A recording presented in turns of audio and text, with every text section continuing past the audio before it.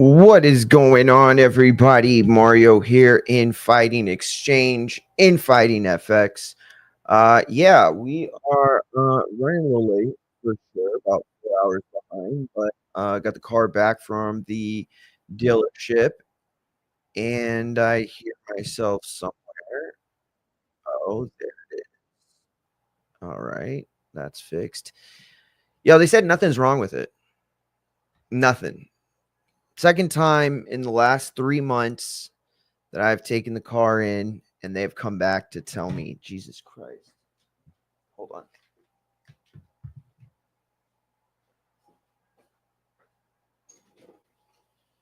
Hey,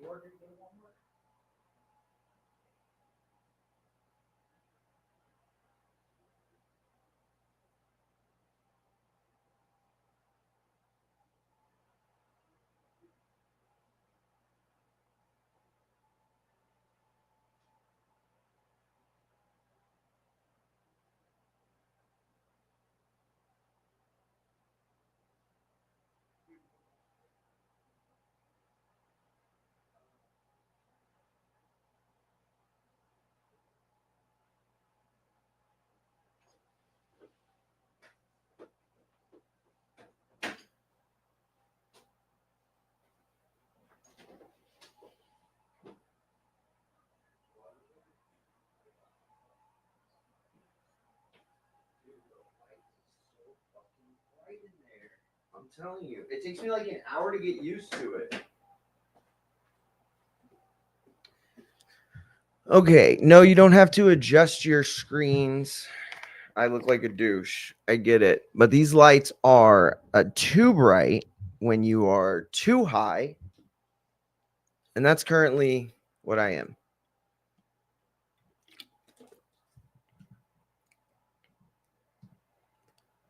Oh, shout out Machine Gun Matt in the chat. He's ready to crack this case wide open. He's ready. He's ready to shed some R truth into the matter. Listen, we are going to get into the various topics today. First and foremost, at the top of the hour is going to be R truth. But we are going to talk about Raw, definitely. We are going to talk about the fact that Gunther is now your heavyweight champion and what that means for Jey Uso, what that means for the company. But we'll also talk about CM Punk, John Cena, Saudi Arabia. And yeah, we'll talk about Canelo Crawford.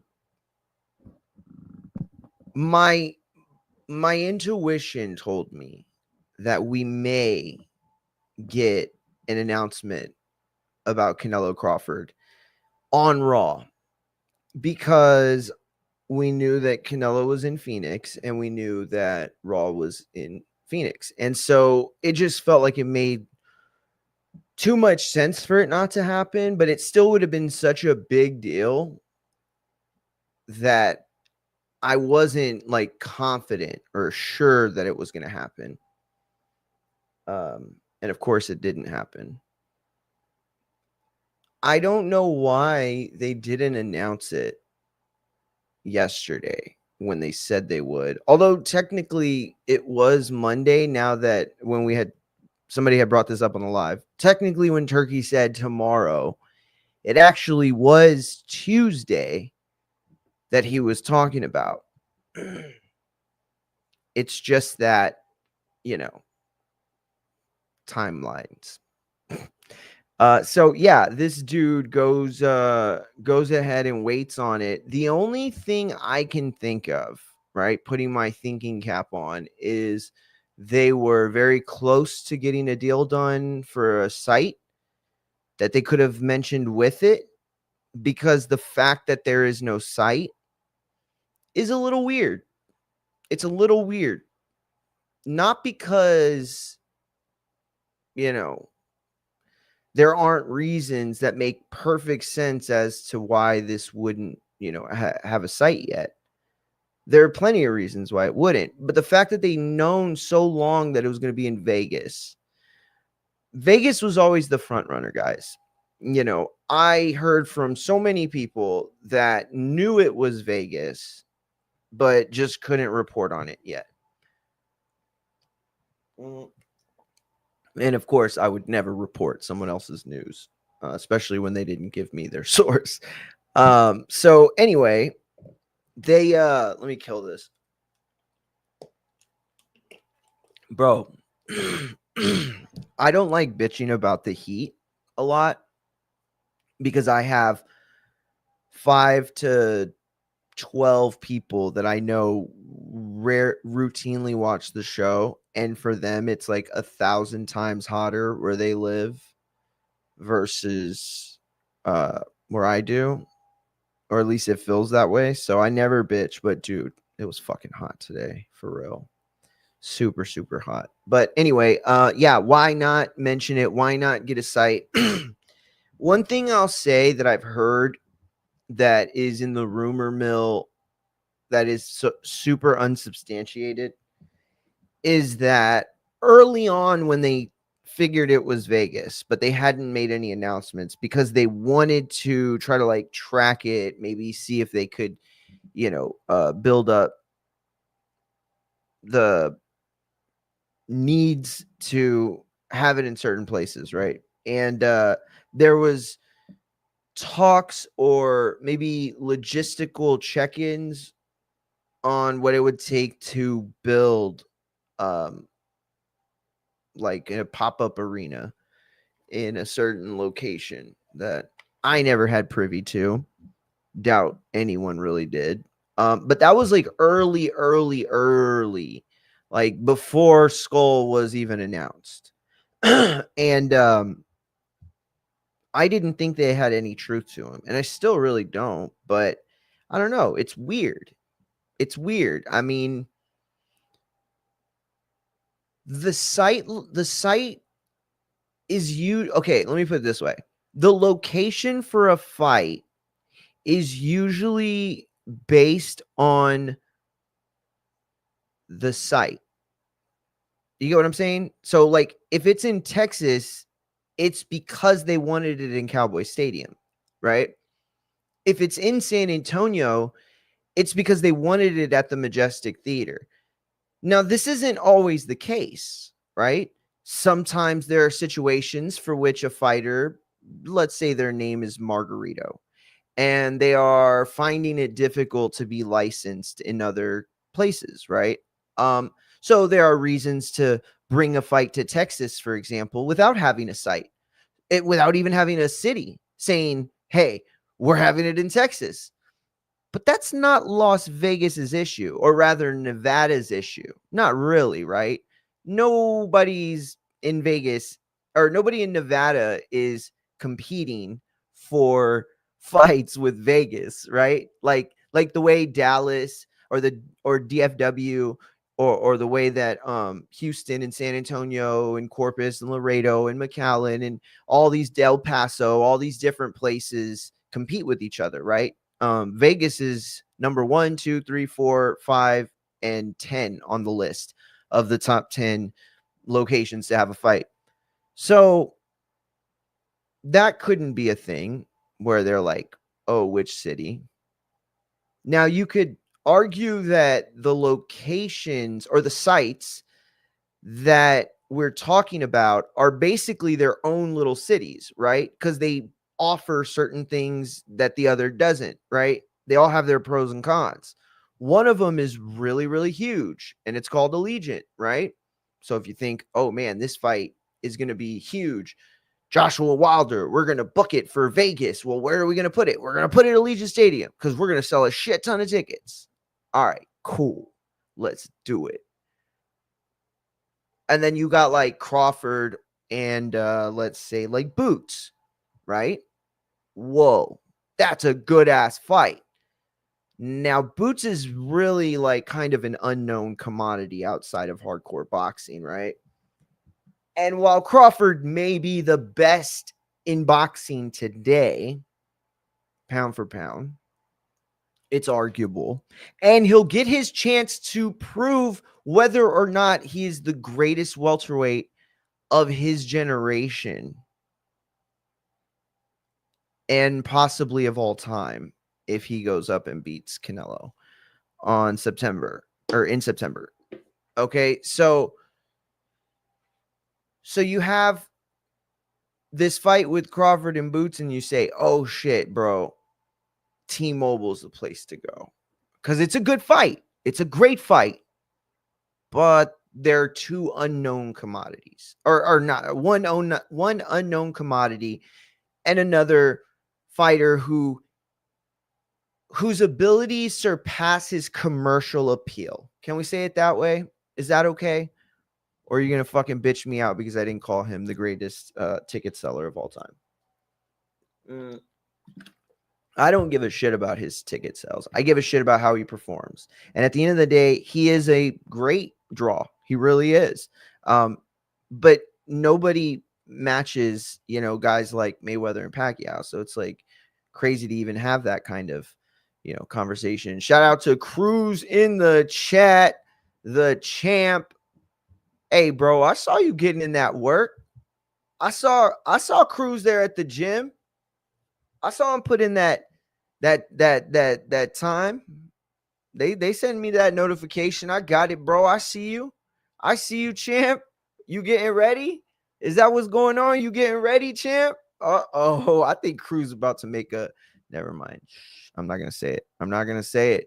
Shout out to Cruz. Keep working hard, champ. The prophet in the building.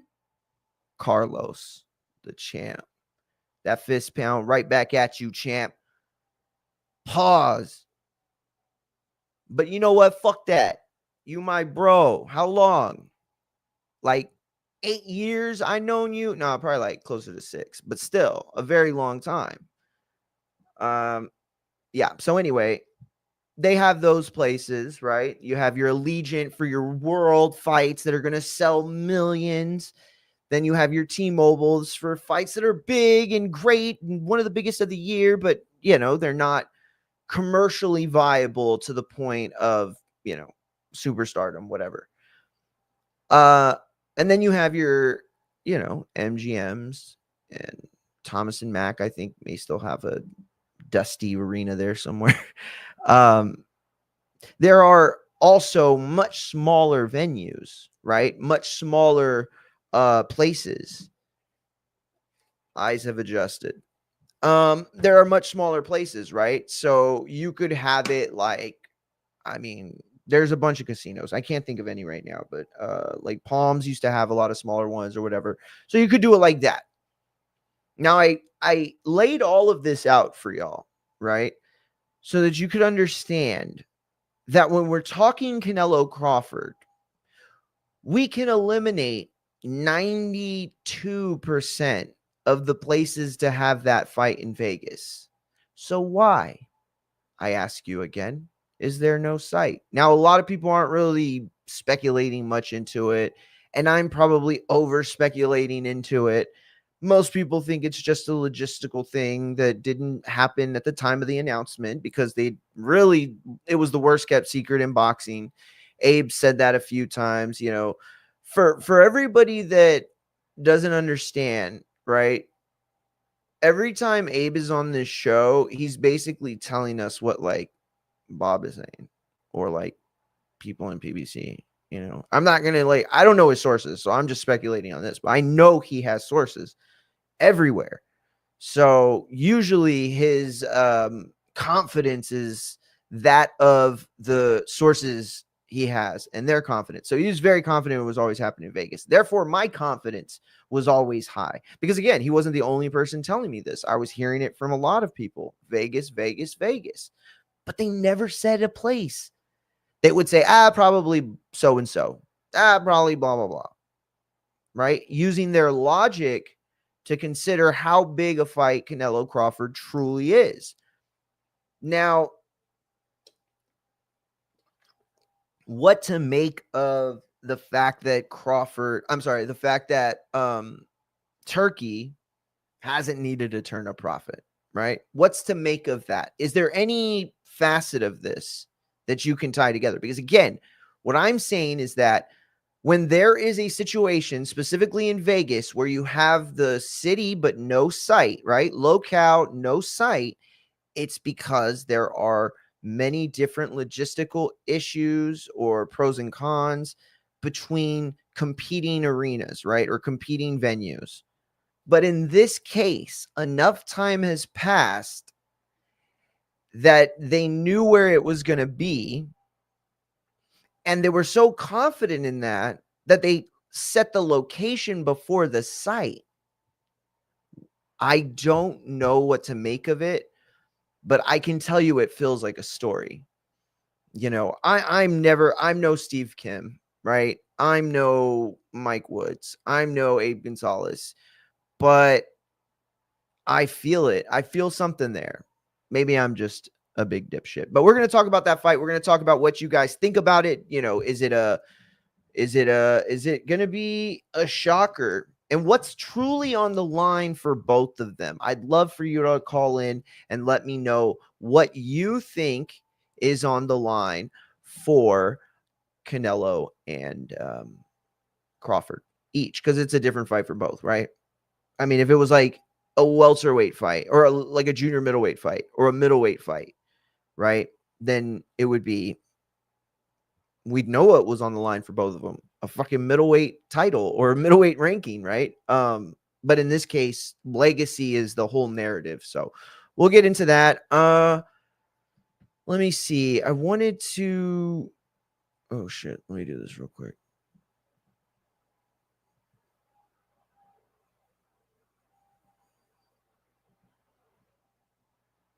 So the link is in the YouTube, Twitch, and now it is also in the X.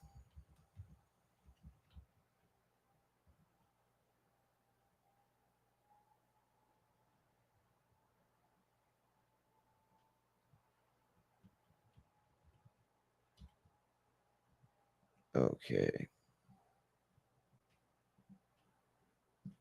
All right. So I want to talk about what everybody's talking about right now, our truth, and what the truth is, right? Hold on, wait. Let me do one more thing here. How do I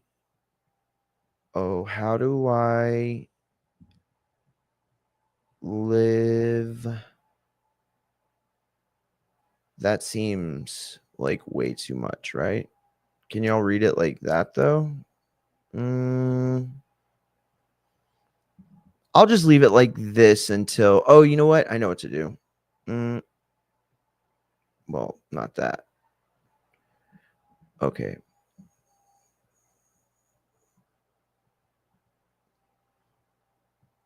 Wait. No, that's wrong. Okay.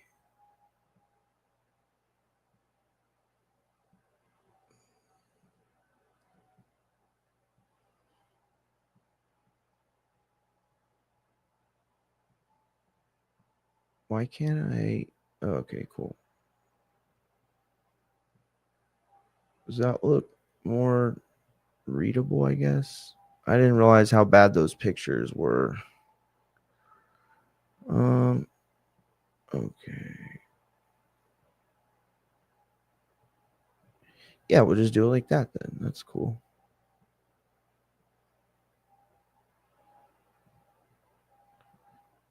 Yeah, that's good enough. Fuck it. Okay, so anyway, last night on Raw, we got, oh wait. There we go. Okay, so last night on Raw, we got the return of R-Truth, or Ron Killings, I should say, or the debut of Ron the Truth Killing. No, there's no the, right? It's just Ron Truth Killings. I don't know. Anyway, he's R-Truth to me. He's always going to be R-Truth to me. And so he showed up and he cut his hair and he did basically an on-air promo. Even though it was on TV, it was technically during one of the breaks. So, I mean, there were people who missed, like, I mean, maybe only like 10 seconds of it or so, or whatever, maybe even 20, but still, it was not given the consideration you would have thought it would. It almost felt like a hijack segment, right? Because he wasn't in the ring. It felt like there wasn't any timing for it. It felt like they were off a bit, if you ask me. Okay. So if you are saying that this is a work, if you are telling me that R-Truth and the WWE concocted a storyline in which R-Truth was going to basically say he got fired, because remember, the truth was that he wasn't let go, he wasn't fired, he was simply informed that his contract would not be renewed. This is a statement that, and man, I fuck, man, I feel so bad. I wanted Mex to be on here because I did not want to talk about him while he's not on or listening or able to, contribute. But here's the thing.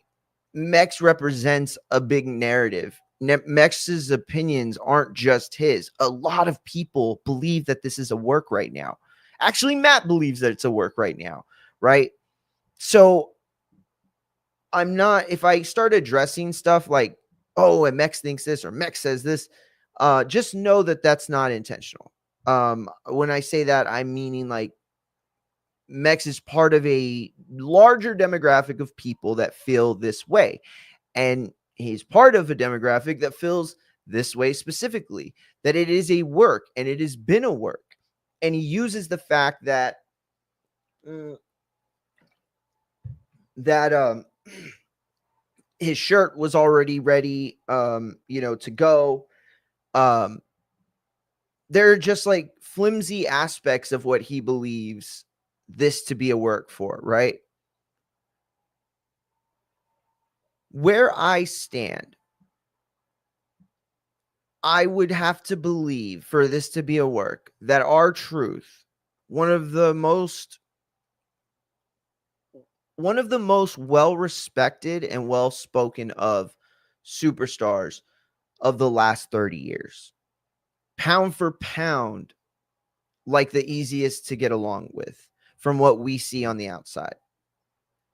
But the thing is this, right? You expect me to believe that he was like, okay, cool, I'll pretend I got let go, because he's the one that caused the confusion.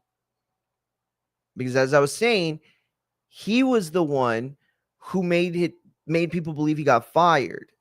Not because he said he got fired, but because the way he put it led to us speculating that way. And maybe he's responsible for that, sure. But I don't think that he did it on purpose. I don't think it was malicious. So then you have WWE basically not confirming it themselves, having other people confirm that he didn't get released. It was a 2-week notice thing, basically. He was informed that he wasn't going to have his contract renewed. So again, I don't mean to say it this way, but Mex is part of a demographic of people that believe because of this, it was all a work. Because he's basically still on, because it was supposed to be a contract renewal. So the work is that they did let go of R-Truth. They did not renew the contract of R-Truth. They wanted to hire Ron Truth Killings, which I'll be honest, sounds stupid as shit. Like, it just sounds super, super fucking dumb. Like, they're not even admitting what they did. How is this a work? If WWE is, I mean, they haven't proved that the dirt sheets were wrong at all. In fact, if anything, it feels like R-Truth is on the dirt sheet side at this point. And so if it's all the work to expose the dirt sheets and fucking put that last bit of dirt on top of them, while they're having the buried alive match, well, then damn it, bro. I think that R-Truth is, I don't know. I think he's on the wrong side then, champ. Because what else are you going to tell me in this situation where our truth continues to make everybody believe and everybody aware that it wasn't a work? WWE does nothing to stop that idea or refute any of the principled narratives that have come out thus far. Like Nick Khan had to call R-Truth himself to get him on the phone because, in R-Truth's words, right? And again, this is for somebody else's source, so take it how you want. He'd been ghosting WWE all week. And let's be honest, you know what he thought? You know what he thought? He thought they were calling him to see if they would help him chill. That's why they were calling. That's why he thought they were calling. He didn't think they were going to just bring him back, right? Bro, stop it, bro. You know how much they had to pay R-Truth to do that? Bro, you know what kind of leverage they gave up? You know the contract aspect of this is real. There's no refuting the fact that his contract was up and he is now on a new contract. These are facts. Okay. How WWE would have thought it a good idea to present this as a work so then R-Truth could basically get whatever he wants. And he did. I mean, he's getting to call himself what he wants. He gets his name still. So you know what this means, right? See, because when he was about to leave, right, and go to AEW, I mean, we don't know that, but I'm just saying, okay, let me put it this way. When we knew he was about to take independent bookings, we knew that he wasn't going to be able to use the name R-Truth. And all the work he's done over 17, or I guess really 15 years, right? Because he didn't become R-Truth until a couple years into the character, I think. Whatever. He loses all that time. That decade and a half of work as R-Truth, he can no longer call himself R-Truth. You know, somebody told me the other day, they were talking to me about how important it is for branding and things like that. I never thought of this, but there is a huge demographic of kids who watch and are either blind or partially blind, or, you know, it's this huge demographic of people who are seeing impaired. So for them, there's a lot in a name, you know, and that's just one example. He gave me a bunch. I'm not going to go into all of them. That was just the one that I never had thought of. Like, oh shit, you're right. Like, it's different when you're not called the same thing, right? But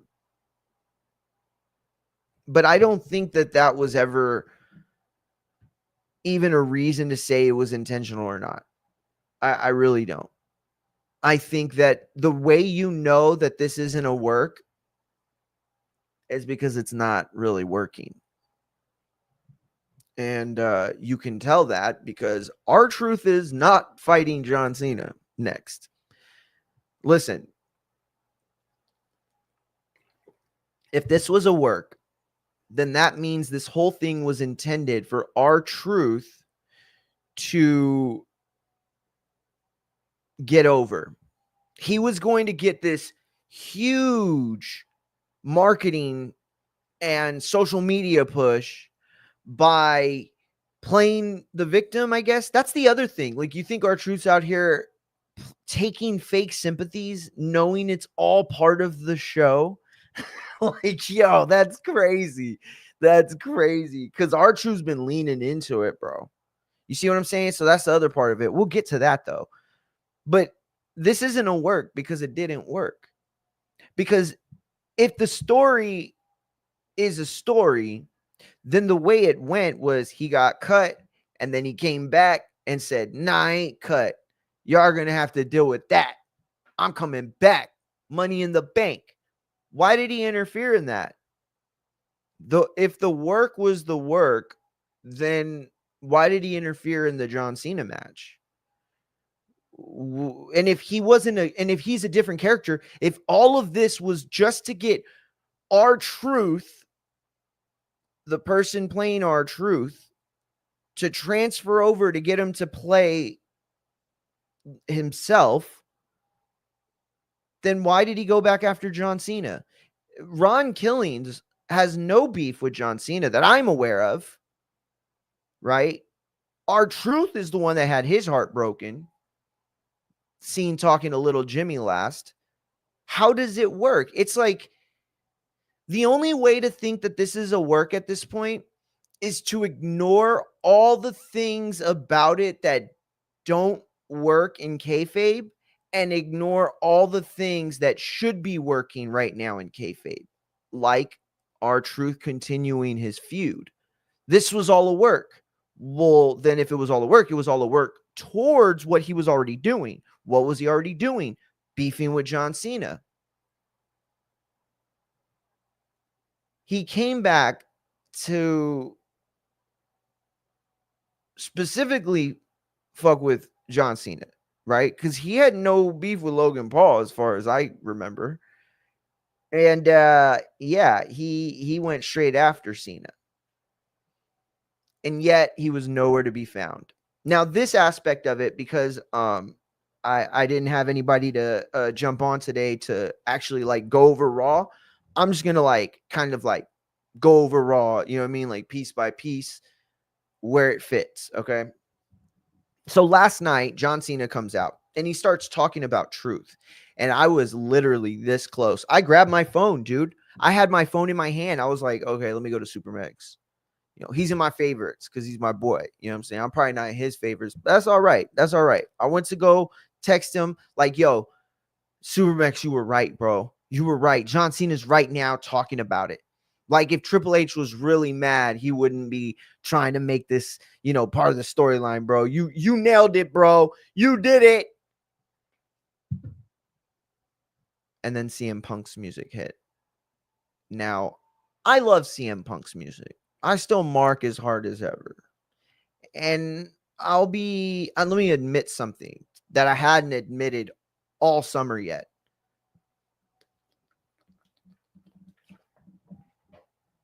I was waiting for CM Punk's music to hit in every single John Cena promo.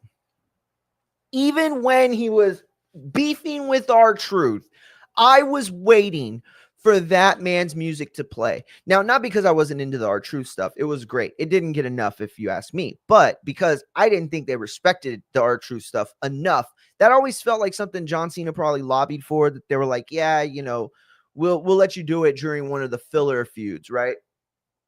Like, you know, LA Knight and Seth Rollins shit that they say they're going the direction in. But it didn't end up being that, right? CM Punk comes out last night, a PLE too late. A PLE too late. Let me tell y'all something. When WWE started sucking really hard after or during the PG era, I couldn't watch. Not from a week to week basis. You know, I turned into a hard casual fan at that point. You know, pretty much Royal Rumble to Mania, that was it. I'll catch you again in SummerSlam. But that was it. I don't think I watched a single Raw live in like 4 or 5 years. Everything was either like clips on YouTube or Wrestle Talk or What Culture or whatever. So, I mean, I kept up with the product a little bit, but I knew very little stuff, right? I knew how big John Cena and CM Punk was, though, at Money in the Bank. I knew how big that was. Like, at that time, there were no like NWO or Stone Cold level feuds. Like, not at all. You know what I mean? Like, there was just kind of like this day-to-day thing of what you could or couldn't do.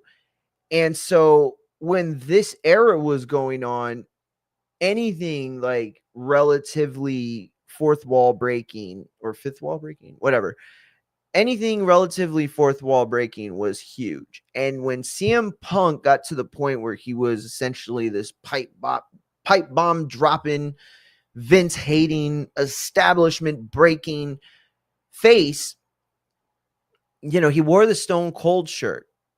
And I said that Jacob Fatu would be the biggest heelish face in Stone Cold, but I should have been saying since CM Punk. Stone Cold was the originator or not the originator, but he was the most over heelish face there's ever been. But CM Punk came and then he took that mantle. He was never as big as Stone Cold, don't get me wrong, but in that era with what he had to work with, handcuffed to the PG era, Punk got over as a heelish face. Masterful, bro. Only like true wrestling hardcores could do it. Like, no cap. That's the only way. But they didn't do the match at Money in the Bank. Where was the John Cena final tour Money in the Bank match with all of the history and all of the story? And you told some of it. You told some of it in his promo videos leading up to Money in the Bank. You knew how important it could have been and how big it could have been. But you went ahead and did a tag match with Logan Paul because you hate us. You hate my demographic, the people who are too smart to buy all of your bullshit, but too dumb to stop loving wrestling. And so I see CM Punk come out a PLE too late in R-Truth spot. If this was a work, I need y'all to understand one thing for everybody that still thinks this is a work. For everybody who will see this later and message me, this is not a work, and you can tell because R-Truth's music did not play when CM Punk went out there. And instead of R-Truth walking to the ring at the beginning of the segment, it was CM Punk. You know, the guy who literally wasn't anywhere to be found at Money in the Bank when all this shit was going on. You know, that guy?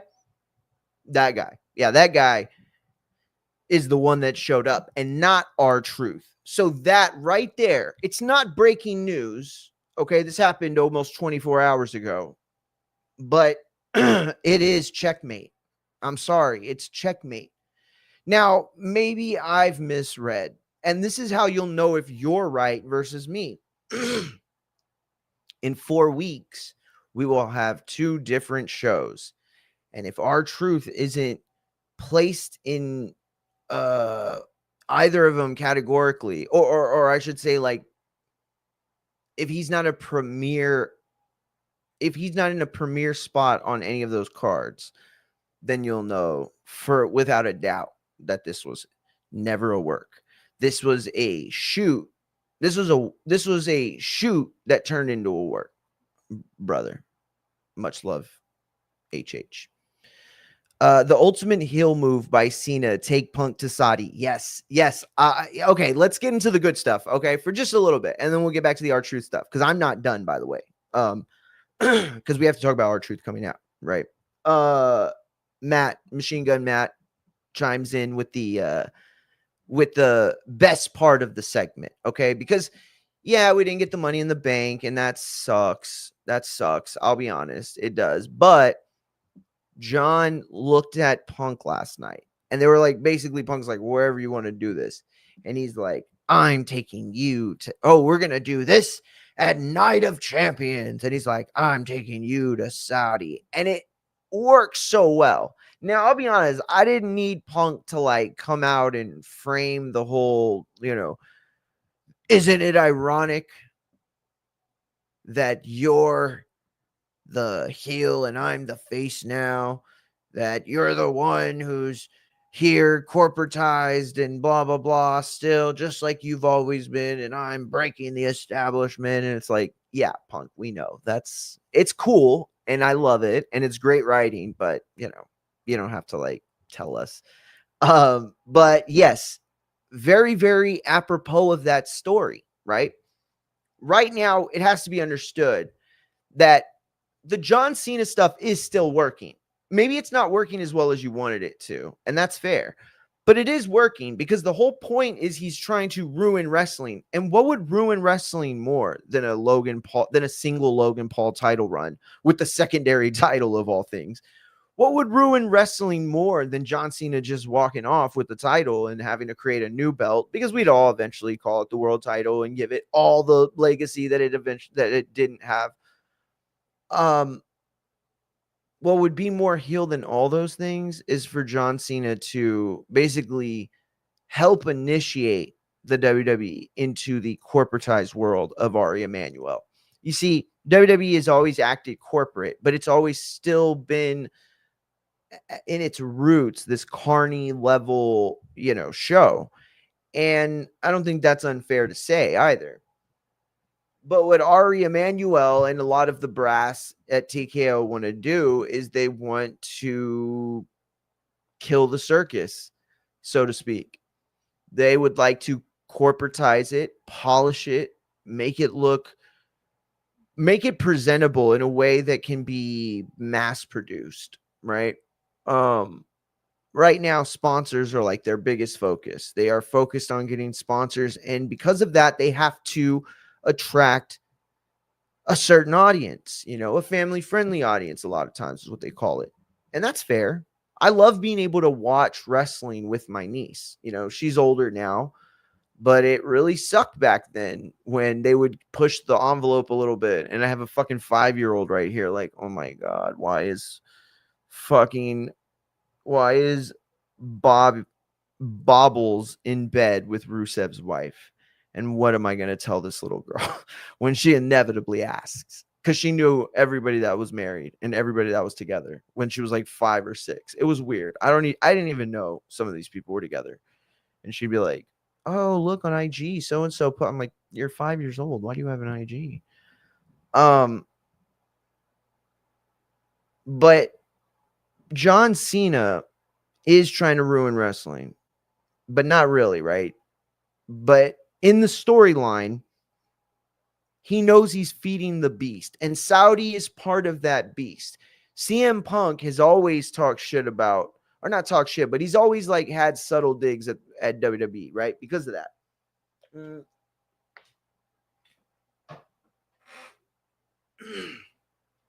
You gotta like know for a fact that it was always money.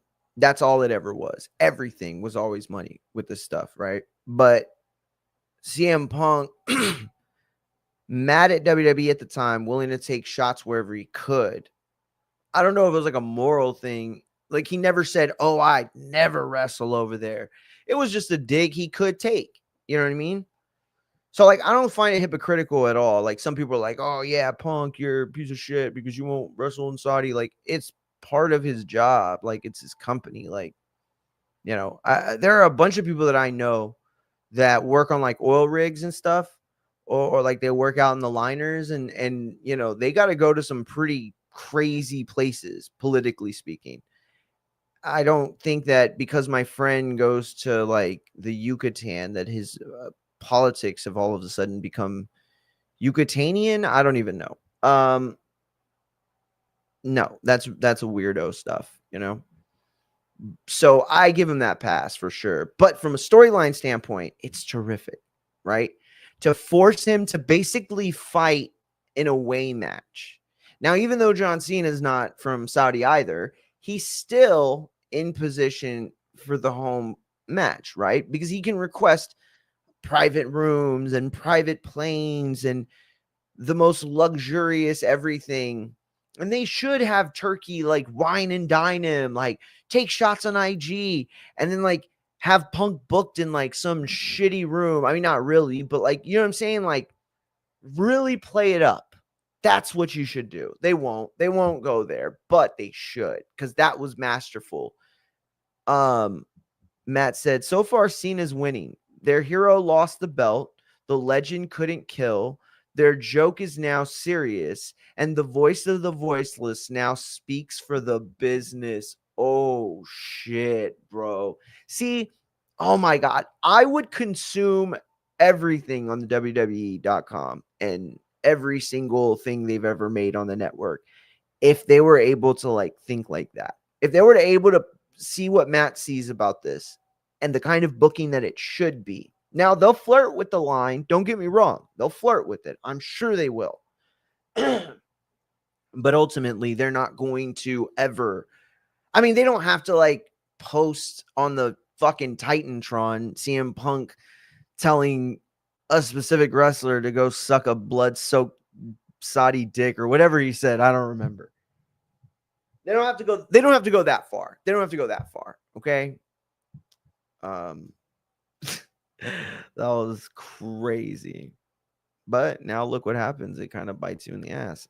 So it's set for Night of Champions in Saudi Arabia, and I just want them to push this thing, push it. I'm not mad that we're getting CM Punk, John Cena. I love it. I'm just a little disappointed it didn't happen 4 or 5 weeks earlier, even 3 weeks earlier. Fuck it. That Logan Paul thing was at the end of the Saturday night main event, and it was all to like pop the rating. I mean, not pop the rating. It was all something to just grab the headlines afterwards. That's all it was. I mean, here's the thing. You clearly didn't believe in all of Money in the Bank, right? And this goes back to, again, this not being a work. If it was a work, I don't think they really booked Nikki Bella to come back on Monday. You know what I'm saying? Like, I don't even think they start the King of the Ring shit. Like, you made a bunch of fatal four ways. Like, you could have been gotten the King of the Ring out of the way. That shit didn't have to start for like till the week before you got to Saudi. Like, real talk. I mean, you could have just done fucking one big Royal Rumble or one big Battle Royal, and the last 4 contestants are now entered into the fucking thing. I don't know. It doesn't matter. But you booked it because you were a little worried coming out of Money in the Bank was going to be a little flat. I think that's kind of obvious, honestly. And so the fact that R-Truth wasn't really publicized, or I should say promoted, not publicized, wasn't really promoted, wasn't given any sort of long-term booking or even short-term booking, no example, no Easter egg, no metaphor, no hint of a booking or a program or a feud or a storyline or anything. So how on earth is this a work? Now, we'll get back to for now, CM Punk, John Cena, we'll get back right back to that. Moving on to the R-Truth thing real quick. And again, I'm going to be jumping around. Call in if you want to talk about something specific on any aspect of Raw or the segment. But for this show, solo dolo, just going to run through it where I can. R-Truth came out at the least opportune time. If your whole thing, right?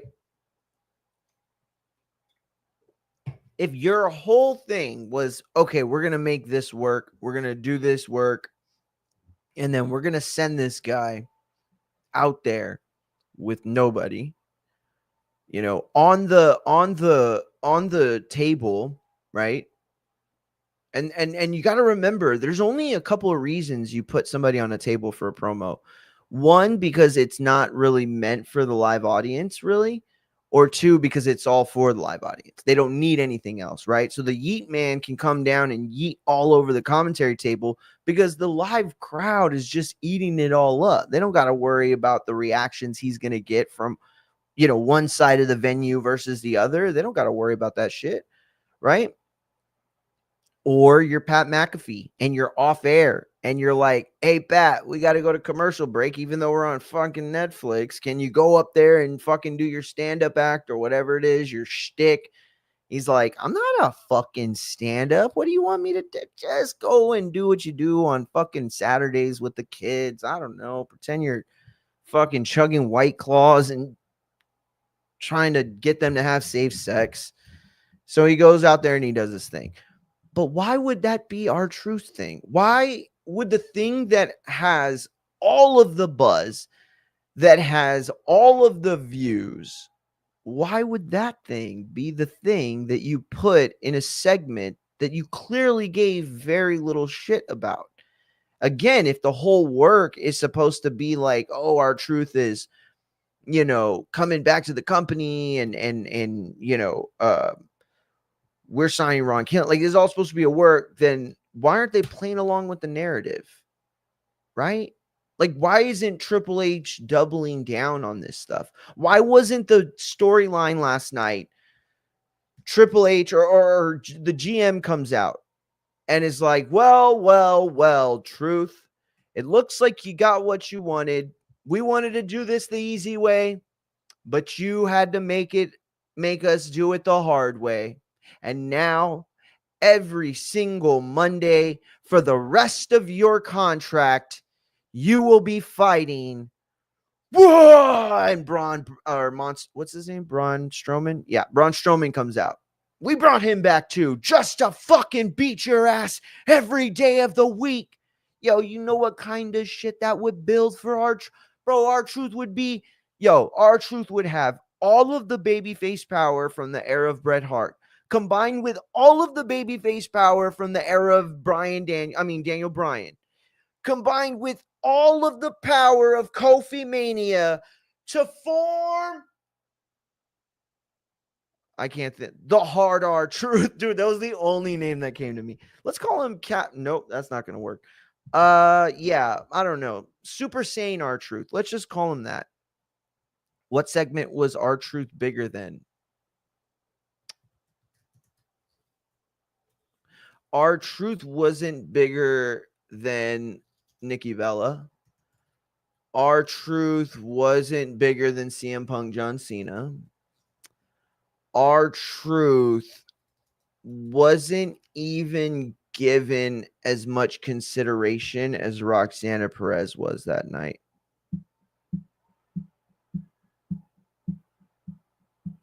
R Truth has no story, Matt. That's kind of what my point is. Listen, everything that we're seeing on screen is playing out in the narrative where it's not a work.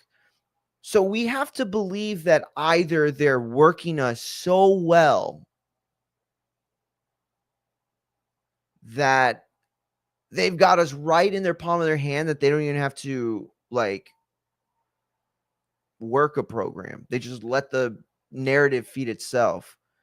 But the problem is our truth on the other side, continuing this narrative. If it's a work, where is the benefit? Who is it working for? Because if everything is about creating optics and views, well, I don't think that you're creating the kind of optics that are going to lend itself to people watching. You know how many people, now this is probably super cap, right? And these are people that are being way too dramatic, but there was thousands of videos and posts of people that were like, ain't watching wrestling or ain't watching WWE ever again. I'm going to AEW, bro. Yo, you know what? Back to TNA. I go where truth goes. And yes, those were all mostly cap, probably. Let's be real. But for the even 10% that were true, why even risk that? Why risk that? Why not play along with us now so that we do know it's a work?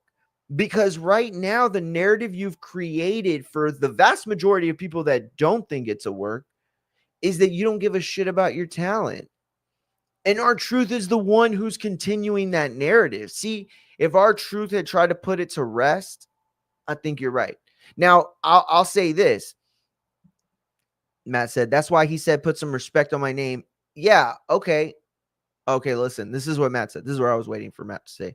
His story is correcting his legacy from being a laughing act to becoming Ron Killings again. Okay, that's a good story. It's a good story, right?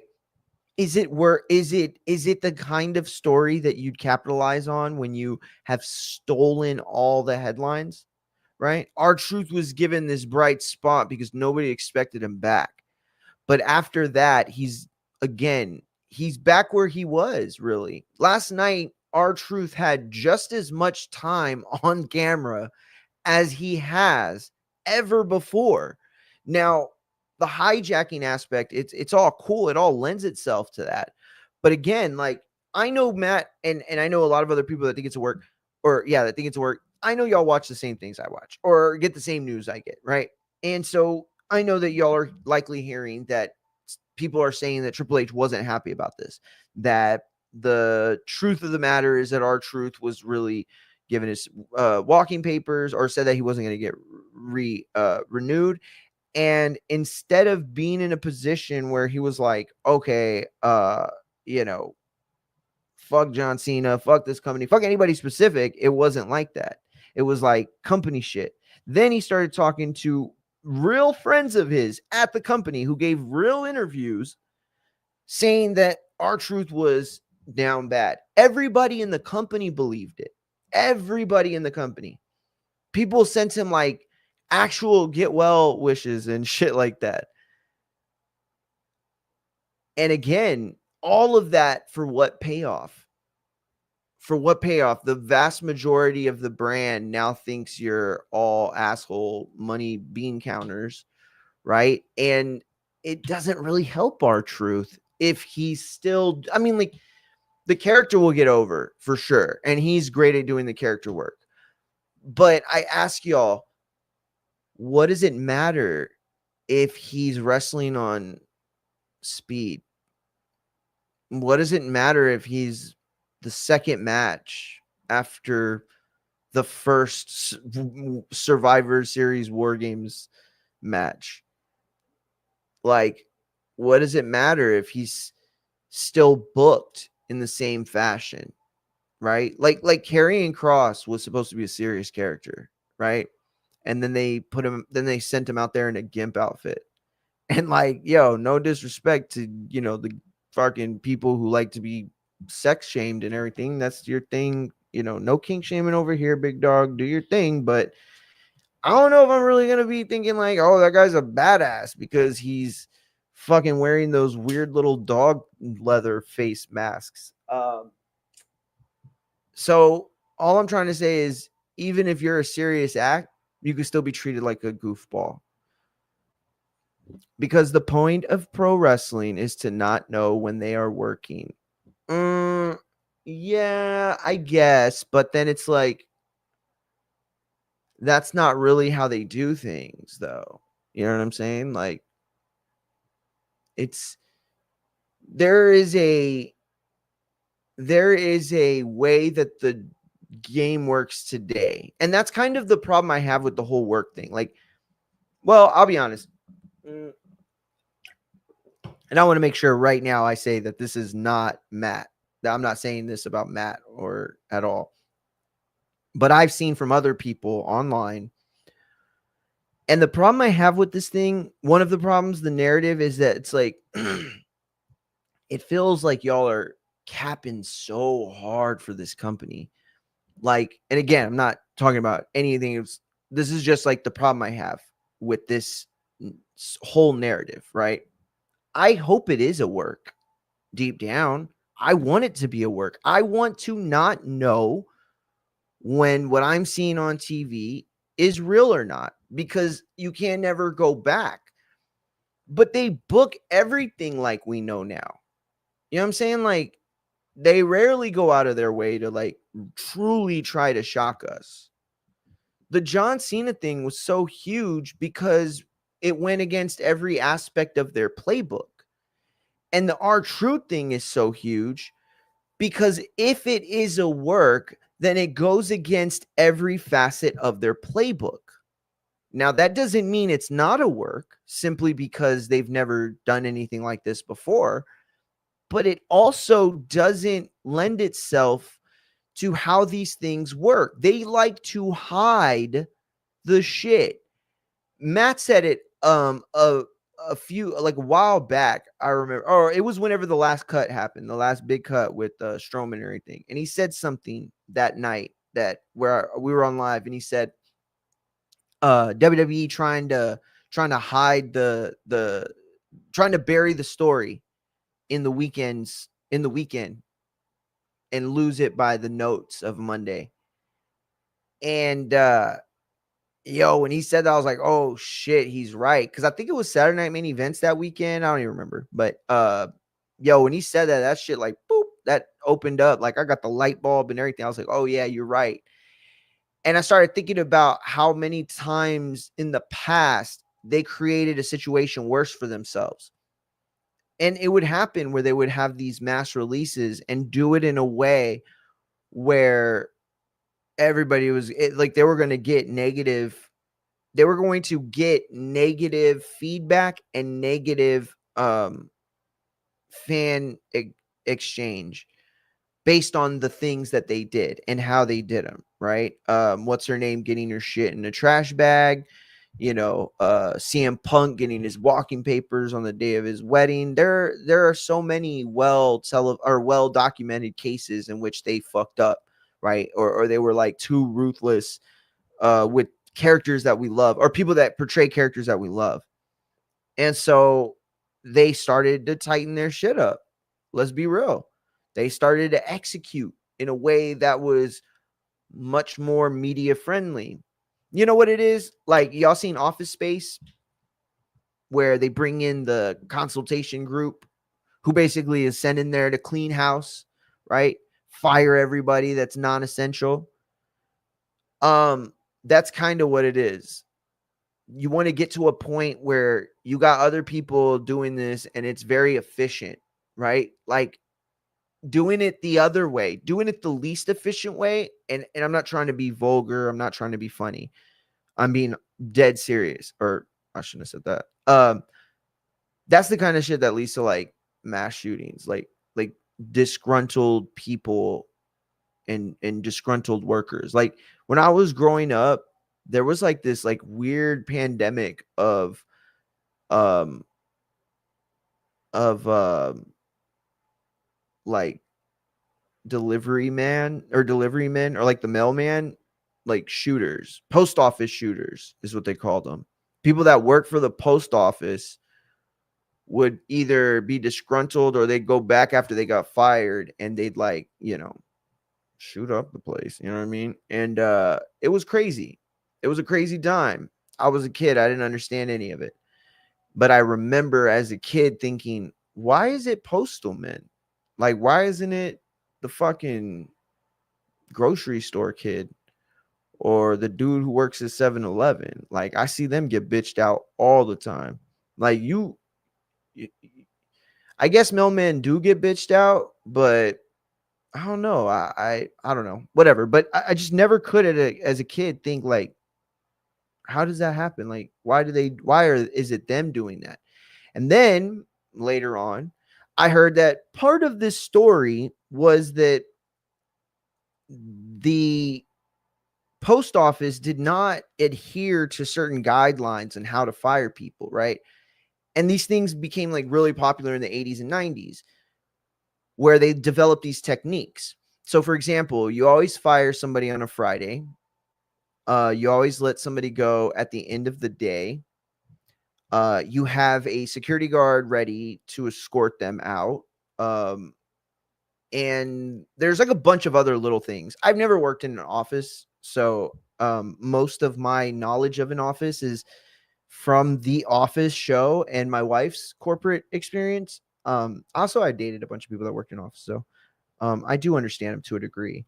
Uh, I mean, y'all know when y'all with that girl who won't shut the fuck up about how her day was. I fucking married her. No, I'm playing.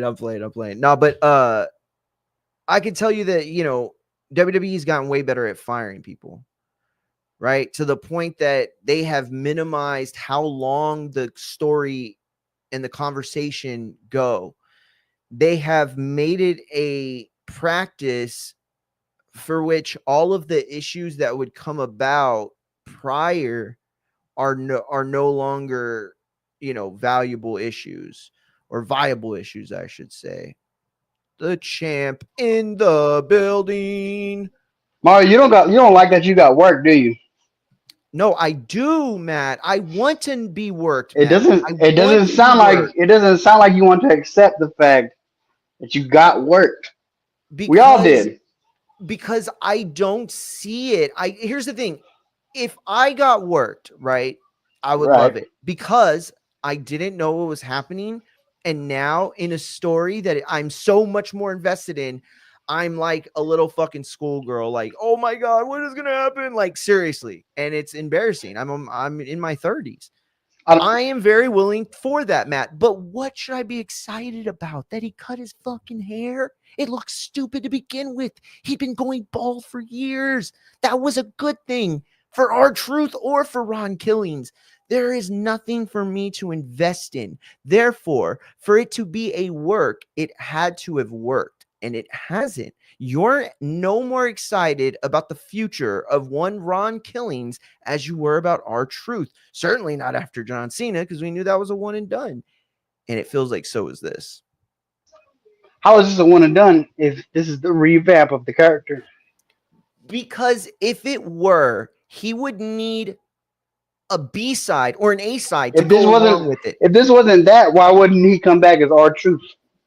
Because he wanted to come back as Ron Killing. See, that was what. Oh, see, I'm so glad. Thank you, Matt. Fuck, dude, you're fucking weird, bro. You've got like this weird sixth sense about fucking radio chemistry. That's crazy that you said that. Ron Killings was always in a worse position as R-Truth because every time he went out there on USA or Fox or wherever, Netflix, that name could not be associated with anything outside of WWE. So he was only ever as big in WWE as he would ever be. Now being able to use Ron the Truth Killings, he can take bookings outside of AEW. I mean, outside of WWE. He's been given the rights to his name again. They've only ever done that with people like The Rock, Hogan, Stone Cold. You know, the list is very short. Bret Hart's brother had to pass away before they gave him the full rights of the Hitman. So all I'm saying is that the reason why some of this makes sense is because they put themselves in a position where Ron had all of the chips on his side. They gave him all the chips on his side. So that's what I'm What saying. It's like chips? if it was a work, then bro, he didn't have to come back. He didn't have to come back to Money in the Why Bank did he? because they gave him everything he wanted. He got the What Ron Killings name. what They're did going to he give have? him What outside of his name being changed? What did he not have before that he doesn't have now? ownership of that name, brand authenticity, brand ownership. Those are two big, massive wins that most people don't get. I don't even know if you can put a real number on what it's worth and the value of being able to keep that, not even persona, just the name itself alone. That's all you need. Like if they get a hold of Mr. Iguana's Iguana and they fucking trademark that shit, I mean, I don't think that's gonna happen, but if they were I able to mean, do that it's and gonna they be hard did. for them to trademark an iguana called Yeska if they know what it means.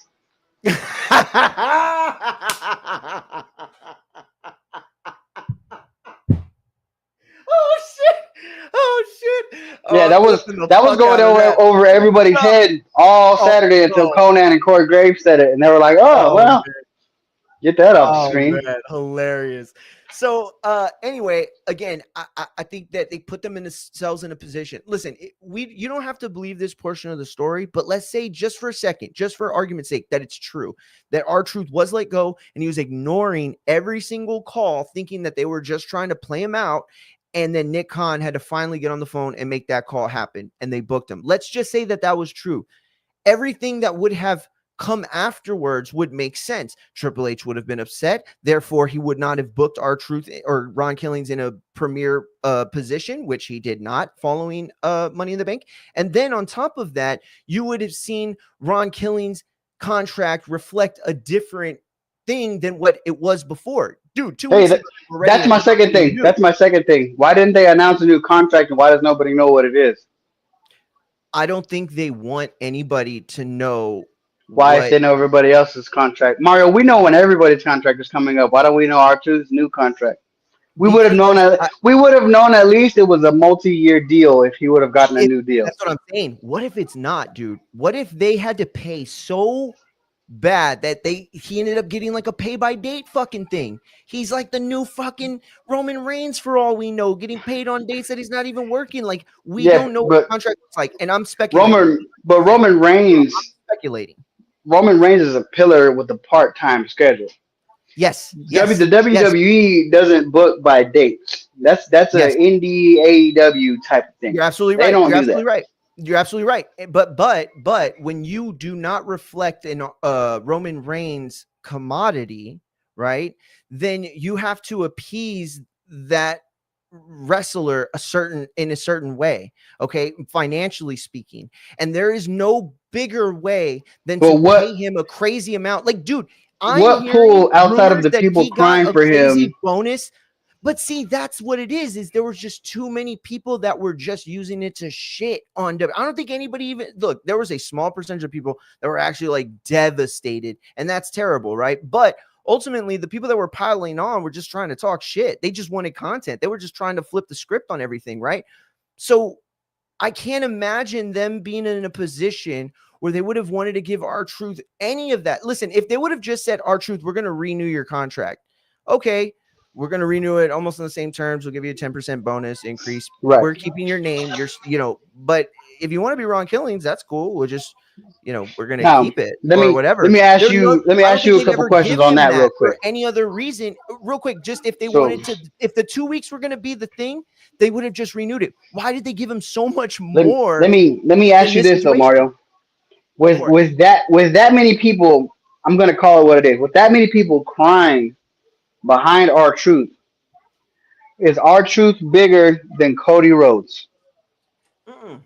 Is our truth bigger, or was he bigger than Daniel Bryan? No. Okay, because that was the one thing where I could have went with you to think it wasn't a work. Because the WWE typically, when they give the fans something, they take something away. Sure. You want Daniel Bryan to be the world champion? I'm gonna take away the streak. You weren't ready Absolutely. for it. The crowd wasn't expecting it. You want Absolutely. you want Cody Rhodes to win this title off Roman Reigns? The Rock's gonna beat him the night before and never rematch him. And here's where the difference lies, right? When you sign a Cody and he's worth everything he's worth, or you change your booking for Cody or whatever, the best way to milk this cow is a little Hmm. bit of overtime for years. R-Truth isn't that guy. They already don't believe in him. They didn't just all of a sudden start So believing in him they because hold his on, hold on, name's whoa, whoa, Ron whoa, whoa, Killings, whoa, right? whoa. I'm gonna So stop they you right know, there. real They quick, believe in they him. know. They believe in him. No, I don't They think they believe. believe in him, Hold on, Matt. They hold would have been on, in the John hold Cena on. feud still. Let me tell you why. Because you made my point for me earlier. Karrion Cross on his main roster debut Oh, came my out bad. in I a didn't. gimp outfit. Who sent Karrion Cross out there in that outfit? Triple H. No, Vince. Vince. No, Vince. Vincent Kennedy McMahon did. Yes, sir. When our Truth returned to the WWE after a year of being serious, who turned him into a comedy act? Vince. Vince did. Yeah. Since 2023, they have been trying to correct and readjust everything that Vince McMahon did. A lot Now, of things. now, here, let me point out another thing that nobody saw because, again, they're trying to correct all these Vince mistakes. Making our Truth a comedy act is a mistake because, like you said, I'm not going to take him serious because he is a comedy act. And he Exactly. became just that. Mick, he became the Hurricane instead of becoming Mankind. I'm never gonna take the Hurricane seriously. The Hurricane's never gonna win a world title. I thought the same of our truth. Ron Killings, the first ever Black NWA two-time heavyweight champ, he's a serious guy. He's a guy I want to be behind. He's a guy we need to correct. Now, Mario, the oldest term in wrestling, like I told you when I read, a couple of books picking up on the wrestling history, you Hmm. tell the people enough of the truth. That way, when you start working them, they don't know when it happened. Mm. Mario, if this wasn't a work, why would Triple H take a picture with our truth like he's a new talent, like they do? And they do the point, and they do the adjustment. Why are they acting like he's a new person? Mm. Yeah, that is actually They really they good act they part are of acting what they like did. Ron Killings is two different people. Yeah, yeah, yeah, for sure, for sure. And I think that you're dead on. You're spot on with what they're trying to do with the two characters, right? But I want you to be. I want you to use that analytical brain you have to ask yourself, how long do you think that it would take to send out Ron the Truth Killings to go out there to be the serious act, gimmick after gimmick, segment after segment, match after match? How many months and TV time, years, whatever, would it take for the optics of our truth and the lovable character to be wiped away enough so that we can see him as a serious threat for the IC title, a It took serious threat 48 for the heavyweight hours. title? Oh my God, Matt! Mario, No, Mario, Matt! hold on. Stop! Stop, Mario, Matt! No. Mario, I know you watched the show like I did. Did you take into the crowd's reaction to what our truth was saying? Because they Okay, let responded to our truth's tone. Because at first they were like, "Yeah, it's truth," and then when he started to speak in his seriousness, they were like, "Hold on, wait, what are you doing?" They didn't yeah, know what he that's was gonna actually a do. good They point. That's responded to actually a very his good point. serious tone because they thought this was lovable our truth. No, this is Ron the Truth Killings. Okay, The okay, truth. The okay. truth So has set him free, and now Ron Killings is gonna correct his legacy. Like he said, he wants respect on his name. Look, think about it. Even if this was that, the only thing I can see our truth saying is going out the way he did and he saw how he was going to be remembered. He wasn't remembered as the NWA champion, TNA world champion, the guy that had all these great runs, and a tag team champion, individual mid card wrestler. No, he was a comedy actor. Our Truth was so funny. He was so funny. Why would they let him go? He's so funny. Because I have other people that are funny, like the two people that we just broke up behind the scenes in the background. Mario, the last pet project of Vince McMahon was Austin Theory, and they just broke up last night when nobody was paying oh, that attention. was crazy too. Thank you for bringing that up. I want to talk about that. Um, Another Vince McMahon error that needs to be corrected. okay, so let me ask you Triple this H though. is trying to make wrestling again, and is trying Oh to my get God. the IWC to stop booking the show and just Okay, start watching the show. do you think he could do that? Do you think you can put that or do you think you can put that uh thing back in Pandora's box? Honestly, Yeah, it's oh working to my me. Matt, Mario, what is Mario, going Mario. on? No, People I'm gonna are call upset 911 right because now. you know I Mario. know Max You're poisoned you. I you're know more Max poisoned upset you. because you Okay. know wrestling is fake and they still got you. They still got you. They got you and it wasn't even a swerve. They just got Message you. to Super Mex. They got you and it wasn't even a swerve. Super Mario, Mex. remember What in poison the did you give Matt? Please let me in know. I may have in an antidote. Question mark. Send. so I'm, don't get me wrong, Mario. It can The box can be closed. You just have to keep tricking the people like you are. Matt, please. I'm just gonna say this one thing, and then you can tell me how wrong I am about that or right. There is a video that came out. I don't know how old you are. I was a child when it was on Okay. ABC, and it was this masked man who showed everybody the secrets of wrestling. He showed them how to blade, how to DDT, how to headbutt, so many different things that we learned as kids. I was 5 years old, 4 years old, something like that.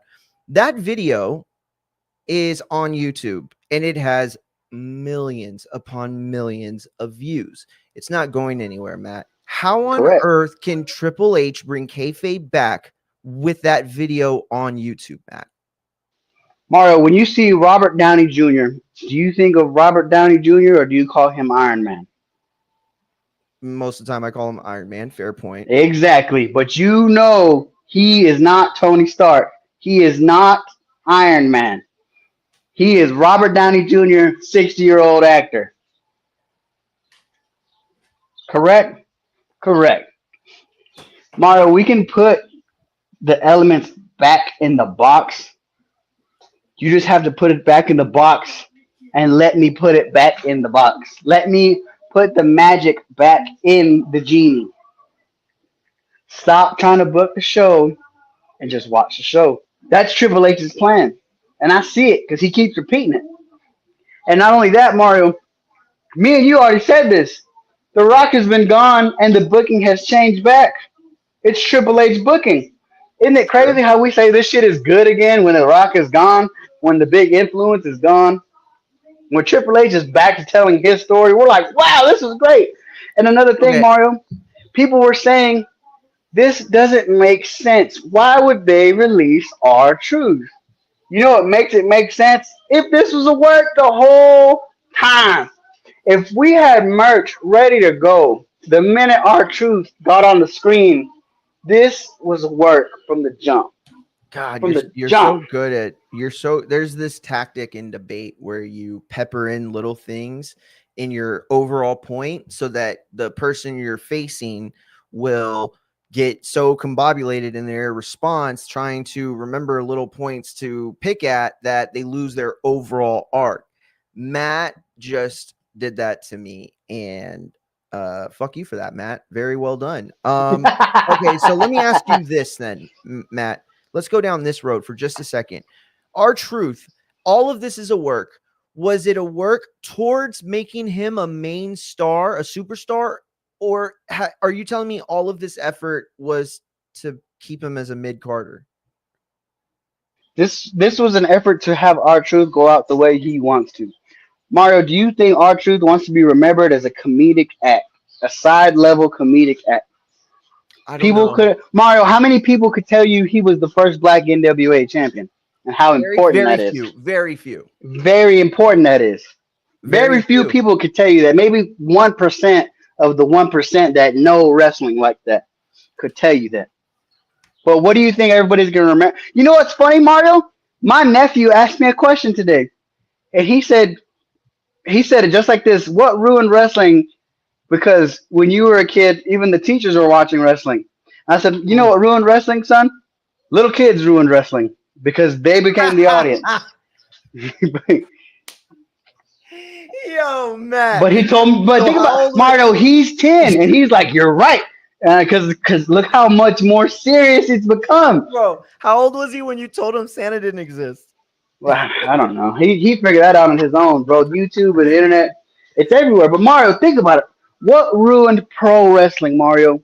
Little kids ruined pro wrestling Mm, because and it's not even you know.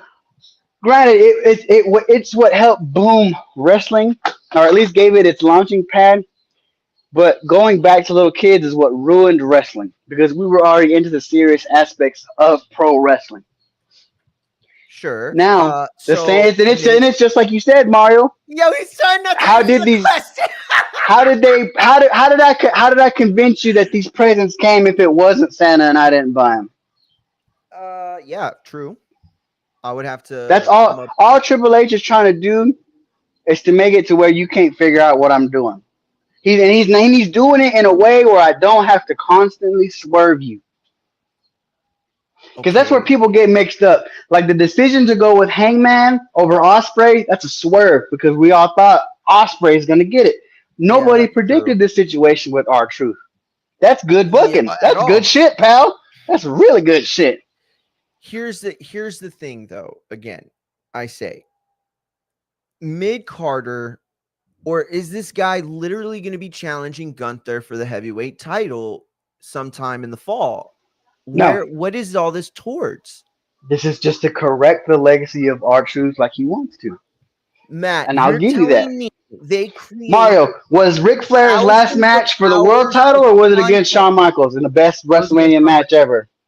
Yeah, that was a dope ass wrestle. I don't know if it was the best, but No. it was definitely dope. Mick Foley's Yes, last match, was okay, that for a world title or was that against Edge? dude, you're so right.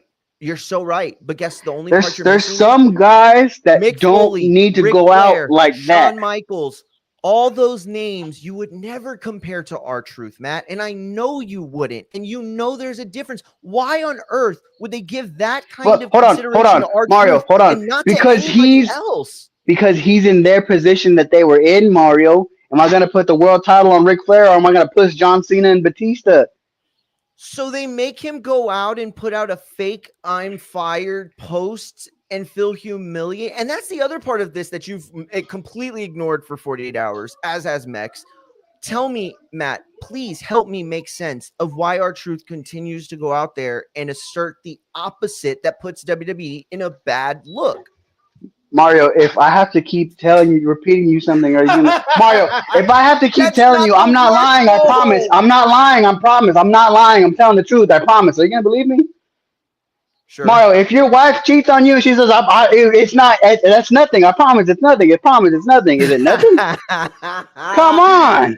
Champ, but it's not. But it No, okay. no, no. I It's got not fired, Mario. translating for the Mario, they were gonna TV let me though. go. I made that other con. I made Nick Khan, a man who runs a Billion-dollar company. I made him call me, not the guy that runs talent relations.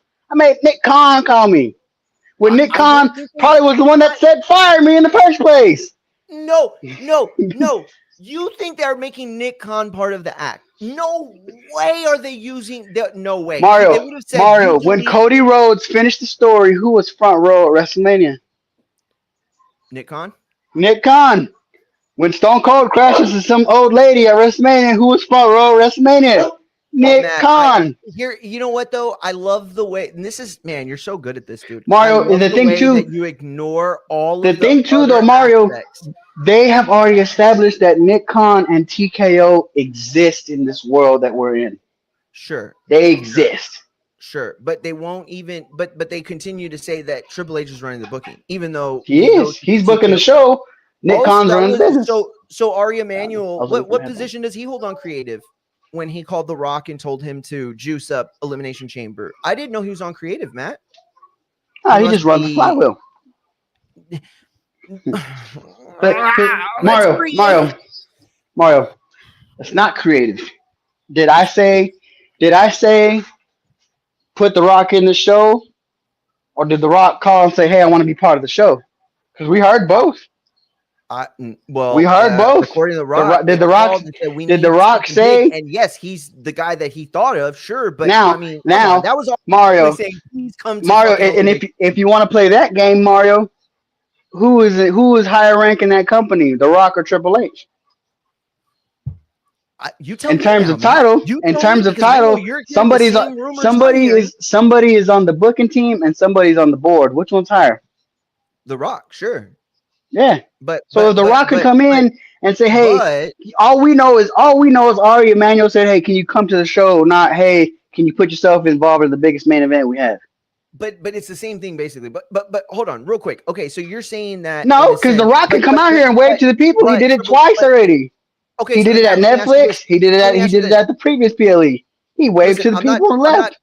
I'm not playing stupid. This is a real question I'm going to ask you. I understand what you're saying about the board and that over creative, and you're 100% right from a logistical standpoint, right on paper. But you answer me who's more important or who's higher up when Triple H's booking is the one that's come through. Triple H, Cody's not heel. John Cena turned heel. Mm-hmm. Cody, the Rock wanted Cody to turn heel. So basically, the direction that we're going in is Triple H's. I think that for now, Triple H is the guy. I think you have a point here that you're making without making, and that is how long is Triple H going to be the guy? And you're not saying that out loud, but I think that's kind of the overall arcing point of this. And so, all I'm going to say is that the guy who's the booking looks like is the guy who I think matters the most at this point. I don't even know where The Rock is at headwise in all this. Right, right. But Maybe to just keep his daughter the fucking let NXT commissioner. let's say who is the biggest alpha in that room, Mario, when The Rock shows up? Mm-hmm. It's The Rock, Mr. Dwayne, sure. Mr. I'll admit Dwayne. that for sure. And we just said it, Mario. We noticed the booking change when The Rock went away. John Cena was going to turn heel. The reasoning for John Cena turning heel is what changed. That was the plan. John Cena was going to be a heel because they're not going to turn Cody. Cody's turning too many smiles on kids' faces. They're not going to turn him. The same I reason that they want agree. to turn John. But I think if The Now, Rock had the juice over Triple H, that would have happened. now The Rock did have the juice because Mario. What was our biggest complaint? Where's The Rock? Where's The Rock? Where's The Rock? I can't tell. I can't tell if I can't tell The Rock when to show up. Am I in charge of The Rock? No. The Rock's got the juice when The Rock shows up. Ari Yeah, Emanuel's listen. got the juice when Ari All I Emanuel shows up. all I know is I've heard the stories about The Rock trying to big league them at the last WrestleMania about a plane and At the and last two WWE trying WrestleManias, this has and happened two WWE years in a trying row. to stand up for themselves and big league them back. And so, listen, I don't know. All I know is that every facet of the R-Truth booking stands in direct opposite to how they've ever done things before. I can't imagine R-Truth getting so much media and then using him the way you did last night. I don't know. It doesn't make any sense. But I want to ask you Mario, one thing real quick how much, aside from real it quick after though, you're done. No, Mario, no, go ahead. how much attention does our truth really have on himself? Our truth is back, and I instantly stopped caring. That's The yeah. crowd didn't wasn't even really interested because Yo, look what I John gave Cena them said it before too. that. That I John brought Cena back promo was nasty when he said that. Bailey. Yeah, and look at what John Cena said was true. He came back. You You ain't gonna didn't care in a care. month. You You ain't didn't gonna care in a care. month. Bro, that was nasty work. But You that's what I'm didn't saying. Where's our truth care. in there? It should be our truth if he's But that Mario, important for the if company to think about that make though, it back. Mario. If we're throwing it into the promos, Mario, this is part of a storyline. The Maybe. true redemption arc. They're gonna Maybe. show you what a redemption arc really looks like. So I want to ask you this then. And it's to talk about Austin Theory, but I'm going to use it with the transition of our truth. And you can address Oh both. I'm not trying to shut the our truth conversation down at all. no, go for it. Go Even for it. though some people in the comments are agreeing with you and claiming you're winning this one. So let Damn me ask right. you like this. You have Waller and Austin Theory Ugh. go through what's it been like 16 months of will they, won't they break up, right? Yeah, And yeah. It's been a while. I want to ask you, specifically whether you think last night was the full breakup, but it happened as it happened as Becky was walking. They had the camera focused on her, and the breakup basically happened on the side. They teased the Jacob Fatu stuff forever, the Tiffany stuff forever, and yet the R-Truth stuff happened in a matter of 7 days. So I guess the booking when it comes to that stuff that's so big, it feels like it takes forever. Do you think Austin Theory and Waller broke up? And if so, or if not, how do you compare it to all the other bookings that we've been getting I like that? I compare it to the position that Triple Mario. It goes back like I said. This is another Vince McMahon correction. It is clear and obvious. Triple H, as much as he didn't like the Money in the Bank, as much as he doesn't like other things, he hates Austin Theory with a passion because that is the last thing that got changed when he had creative control over NXT. Austin Theory and Okay. Adam Cole and Keith Lee and Karrion Cross were all called up at the same time. Everybody got changed but Oh, I Austin forgot Theory. about that. I forgot about that. Everybody You're got right. changed Triple but H was Austin pissed. Theory. They gutted him Everybody and stuff. got cut but Austin Theory. And you know who got pushed to the main event with the Money in the Bank before Vince was gone? Austin Theory. Austin Theory. He obviously hates the thought of that man. And it's not his fault. He was just linked to the wrong person at the wrong time. If I'm Very true. And to be fair, if I'm Austin Theory, cut me or just let me go to TNA. Let me go rebuild myself. You're obviously not going to put me anywhere on TV. We broke up in the background. In the That's background, bro. terrible. That's We nasty broke up work. in the background of somebody else's segment.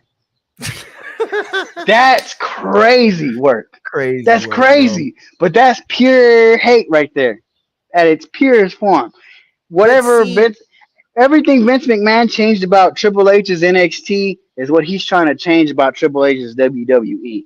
He's trying to have you erase seen all that but shit. have you seen the love Austin Theory has been getting? I've He, seen it bro, he's online. good, bro. He's good. It's just he's linked to that. That is for Triple H. That's got to be a constant reminder of what Vince did. Mm, yo, crazy, crazy work. Listen, I don't know how long you have to rock out, so I would love to get your take real quick on Canelo Crawford being booked. If you have any sort of insights about why there's no site yet, That's the only thing I'm curious on, Mario, and I was hoping you were too. Where is this fight going to man, take place? bro, Because the you only thing tell I me. see on hold is the T-Mobile. That's it. Yes, That's not a football stadium. That's just a regular old arena. yeah, You know, you went from selling almost 100,000 seats to what is it, like 20, 30,000 seats? I think so. Yeah, 20 to The 30 only somewhere thing around. I'm super glad about is it's confirmed on Netflix. But you Yeah, know, and I'm gonna end my segment with this and hop off. How crazy was it to see Mario, Dana White, and Triple H promoting a boxing event that's gonna take place on Netflix? crazy, What a crazy, time to crazy be work. alive, my friend. What a I time think to be alive. thank you for that segue before hopping off because that's perfect. Listen, Matt nailed it right there. Absolutely nailed it. 100% right. The site is so weird, the site issue. And it makes me wonder these two things, right? One, is it because the logistics of an Allegiant don't work out for them and they know that they can do better than T-Mobile ticket wise, right? Or is it that they've gotten some of their data back from the people that are basically charged with and paid to dig deep to find how many people are truly interested in a fight, how many will actually purchase not just a pay-per-view but live tickets, like, this is one of the most chaotic times in our economy.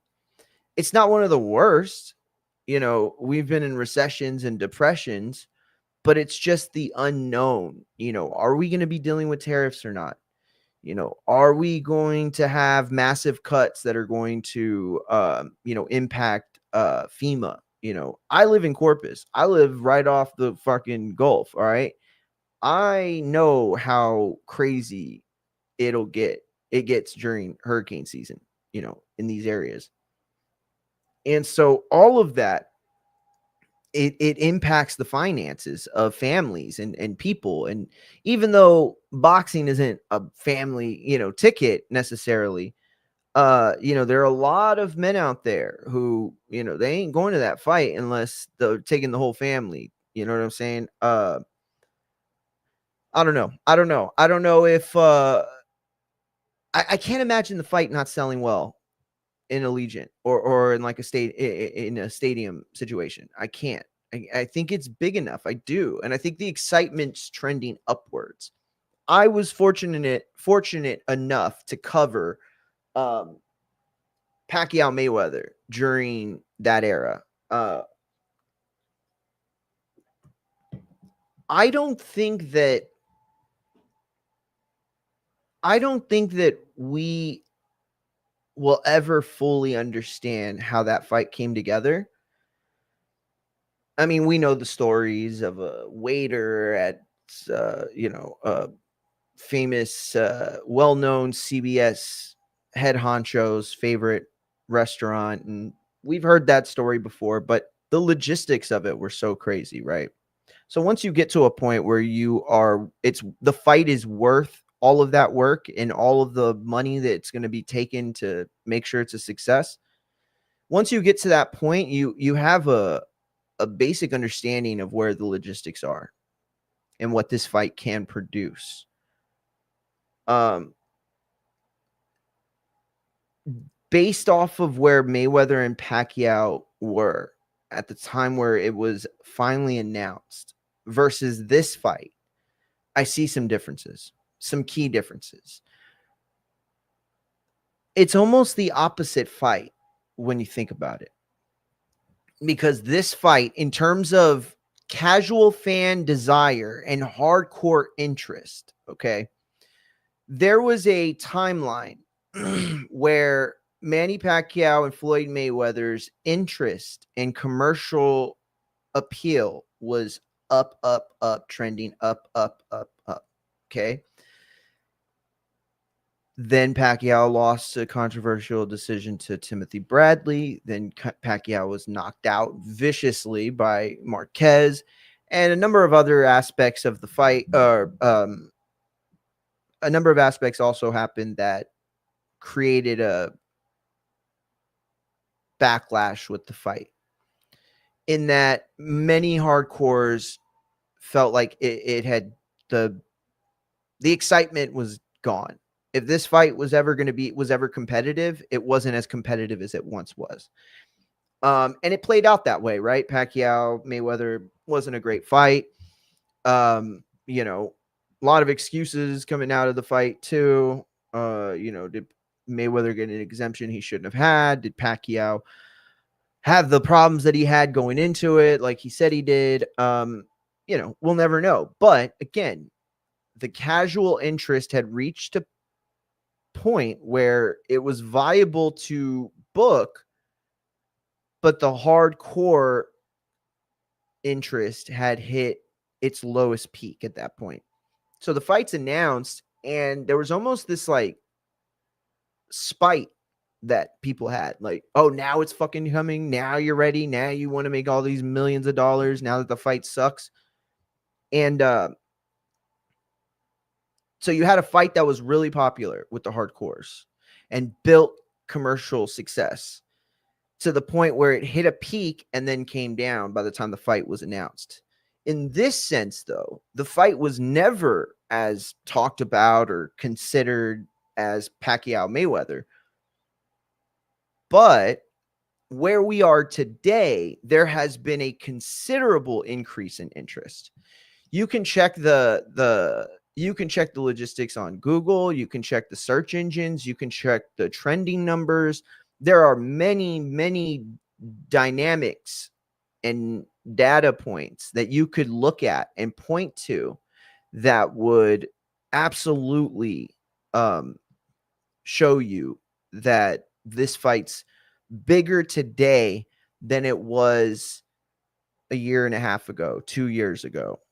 Um, I don't know if these guys were always on a collision course, but by the time we realized they were on a collision course, it wasn't on and popping yet. So it's trending up at the right time, and that's a good thing. Netflix is a big win for us. Big win. Huge. I am a bit worried about their track record. Now, I don't expect as many people to watch Canelo Crawford as Logan Paul and Mike Tyson.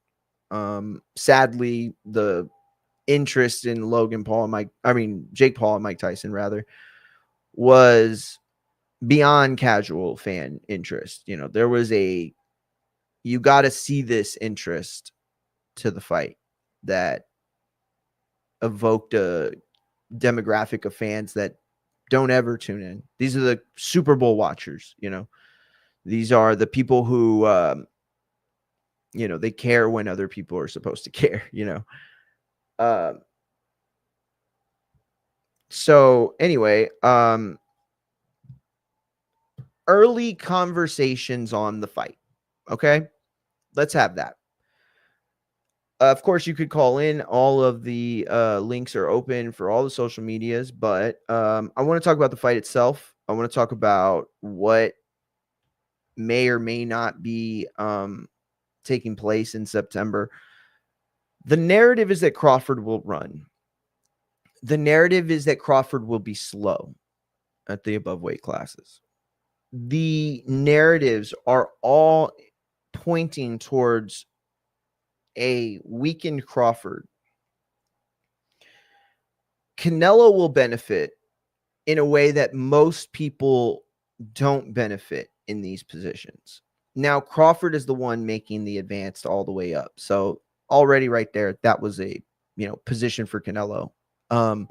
However, Canelo's never been a natural super middleweight. In a lot of ways, Canelo's career mirrors that of Pacquiao's in that he got so comfortable fighting above his weight class, his intended weight class, I guess, that he was able to survive. He's able to hang on. He had enough ability to counter any of the size disadvantages he would have, right?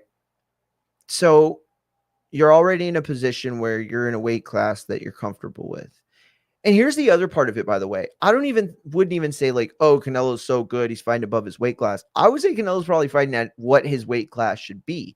The only reason why I put it the way I put it is because in this era of boxing, like all eras of boxing, it has been designed to take advantage of pounds. So there are a vast majority of fighters early on that attempt to cut an extra weight class or two sometimes simply to have their start early on, to have that weight advantage once you rehydrate. Also, by the way, like thickness of muscle size and all that always plays, right? Now, whether your muscles are sapped of oxygen and water and dehydrated by the third round won't help much, but any sort of, muscle or size advantage from like a broad standpoint, right? Like thicker neck, broader shoulders, a wider wingspan, all those kinds of things play into a physical fight, a fight in general, but specifically ones that get physical or more physical.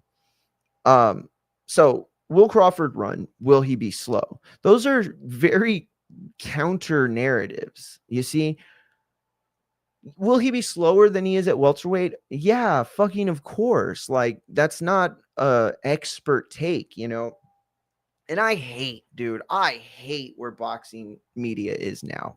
And I'm not talking about like, guys like Doug Fisher and shit. I'm talking about like haters on X and IG and fucking TikTok who are followed by nothing but haters and post shit.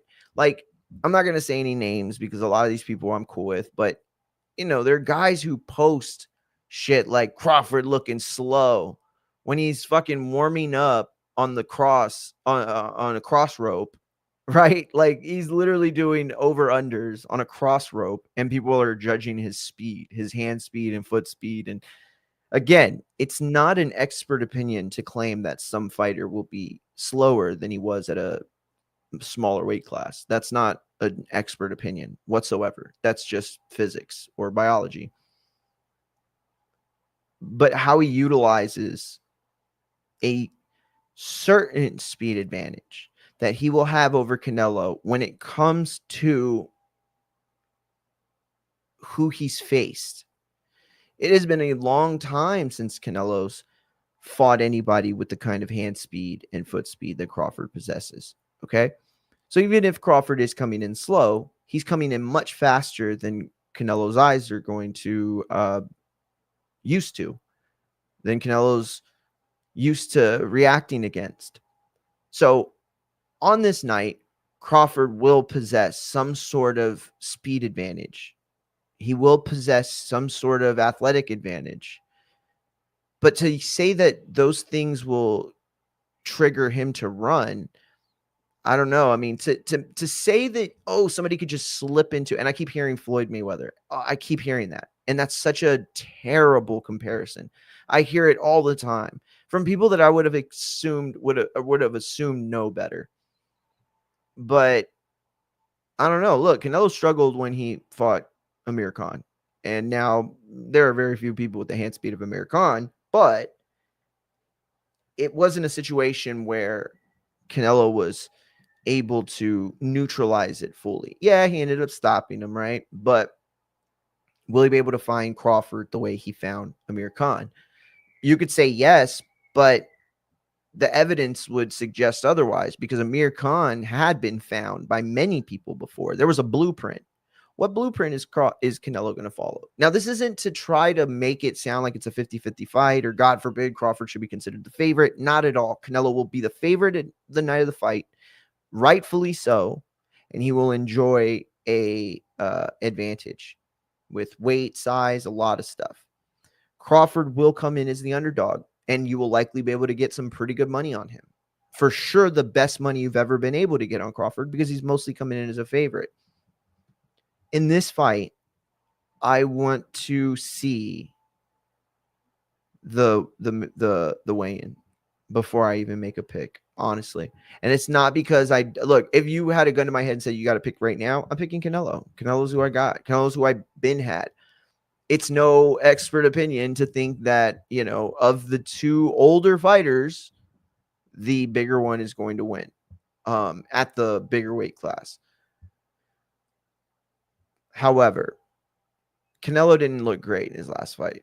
Now, true, the fight script was one that you're not going to look very good in, but there were aspects of his performance that were troubling aside from matchup. I am interested in seeing how big Crawford can get and still keep his athleticism and the speed that will separate him in this fight. I don't think he's running the whole night. I mean, to make a claim that it's so easy to just be Floyd Mayweather and try his, shit. I mean, that's fucking casual fan shit. That's not it at all. To say that he'll do his version of Floyd, maybe, but I don't know. It seems really dangerous to go in there and fight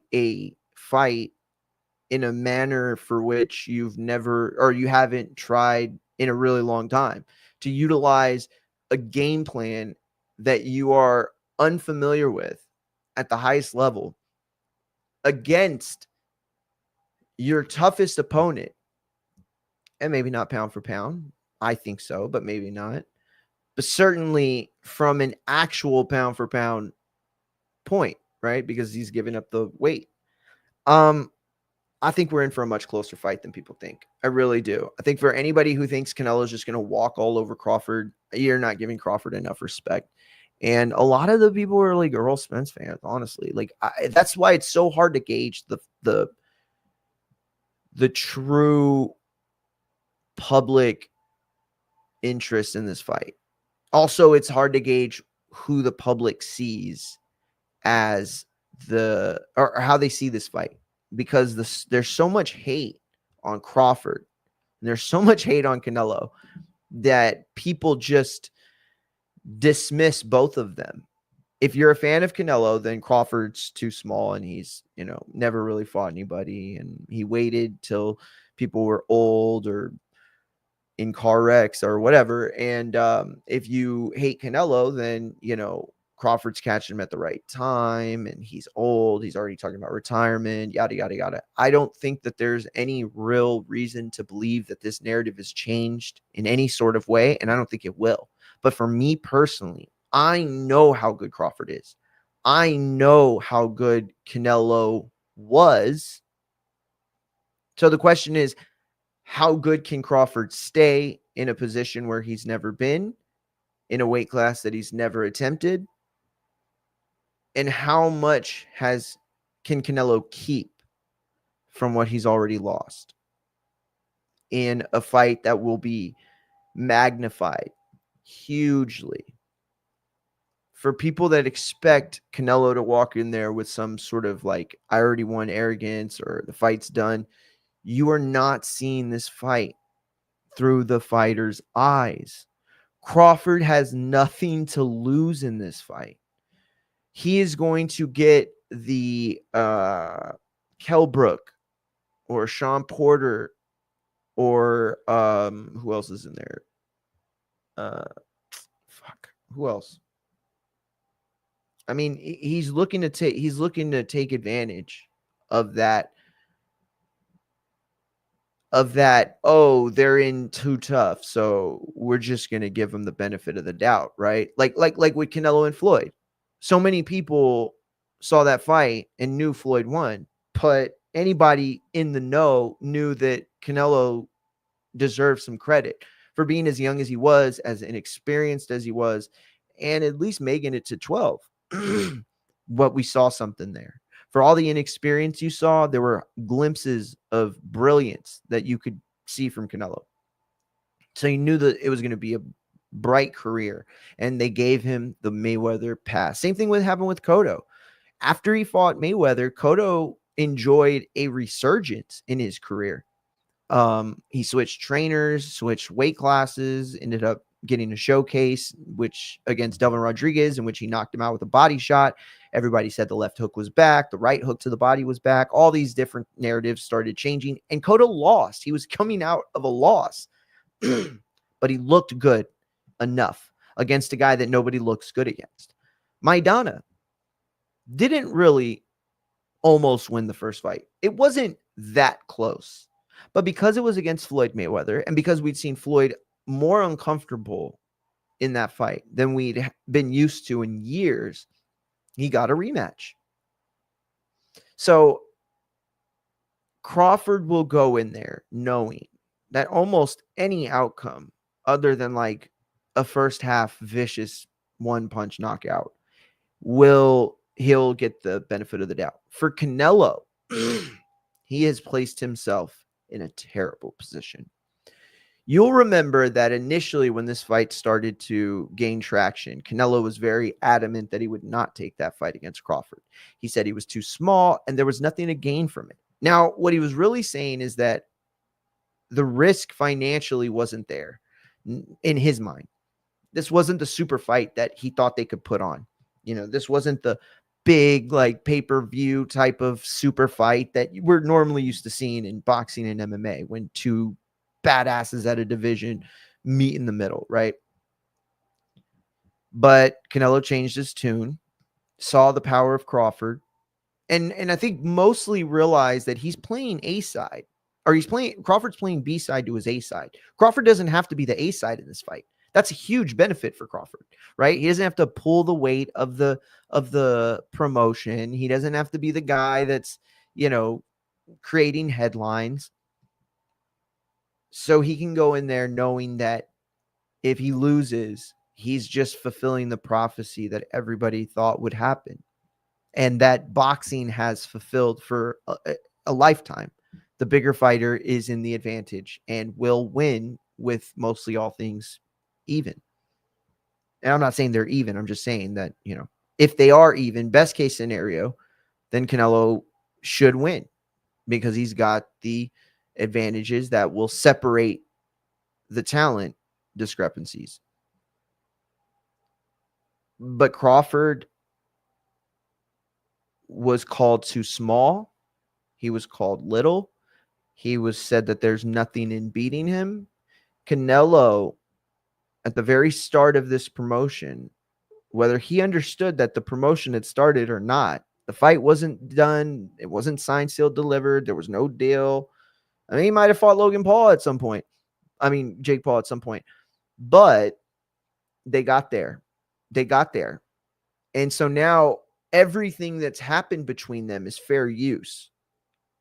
And that is the narrative that Canelo started, which is, hey, this guy's too small. He's a welterweight. I would beat him so easy. There's no reason to fight him. So now if you lose to that guy, you're the one that created that narrative. There's no more truer statement than your own statement. So Canelo has perfectly set the board.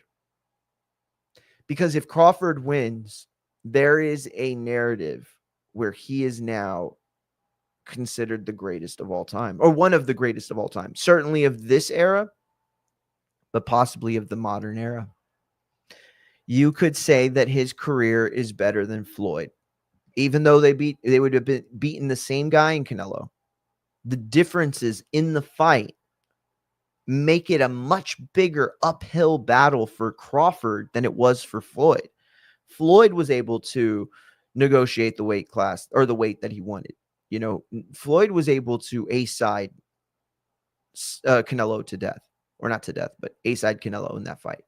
Now with Canelo enjoying the A-side advantage, the weight advantage, the size advantage, in his own word, the class advantage that separates Canelo and Crawford, specifically between the weight classes that separate them as well. When you have all of that, then you have put a target on your own back where you are in a must-win position. And not only are you in a must-win position now, but you can't even allow this fight to look that close. Imagine a 115-113 split decision. Imagine that. How many people would even be saying that Canelo really won? I mean, of course, that would be the historical record, right? But Crawford would be given so much credit, especially if he takes rounds, like actually wins them, not just swing rounds, but like dominates a few of those rounds on his route to a 1-point split decision loss. Many people would consider that a win for Crawford, and rightfully so. Rightfully so. With the disparagement between their weight classes and abilities out of Canelo's own mouth, he's admitted this is a fight that he has to win. History says he has to win it. Biology says he has to win it. Canelo has made it so that he has to win it. For Crawford, you're going to enjoy so many benefits that you don't, because that was the thing is, like, once you beat Spence, you had to be the guy. right? So any fight you had, you were the A side that was expected to, do A side numbers and all these other things. And to do that, you had to make the fight interesting. So you got to go to, press conferences with points ready to be made that people will clip and share and, do content on.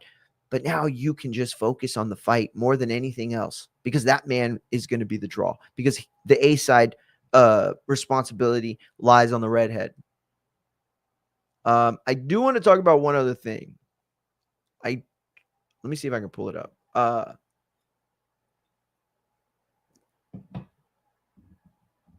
Okay, so the one is what they're calling it, right? Which is famously the tagline that was used for Saul Canelo Alvarez versus Floyd Mayweather Jr. It's funny that they used that, and I don't know if it was an accident. I don't know it was an accident because what you have is basically a statement in the poster of this fight. And the statement is that Crawford is going for a greatness that Floyd never achieved, that Floyd never even sniffed out or attempted to achieve. Now, don't get me wrong, Golovkin is a monster. And for Floyd to have taken that fight would have been crazy. And it would have gone completely against every facet of his matchmaking career and the history of his matchmaking. Golovkin certainly doesn't offer the same financial rewards that Canelo does. So it's not the same, right? But in many ways, it's the same sort of uphill battle. Different fighters, but the same sort of tangibles. They use the one because I think that they're trying to insinuate that a win for Crawford makes him the one in the way that Michael Jordan was the one forever, or Phil Mickelson, or Mario Andretti, or Joe Montana, or Tom Brady, or whoever you want to use as an example as the premier player in that specific sport during that specific era. That's what this poster says. It says the person that wins is the one. Awesome. I'm going to hop off, so I'll go over there with you. So anyway, nobody's jumped on, so we're going to move on to the final topic of the night. Let me pull up the story real quick. So you might see it there in the topics from earlier. A streamer beef spilt out into the streets of Las Vegas. Let me see.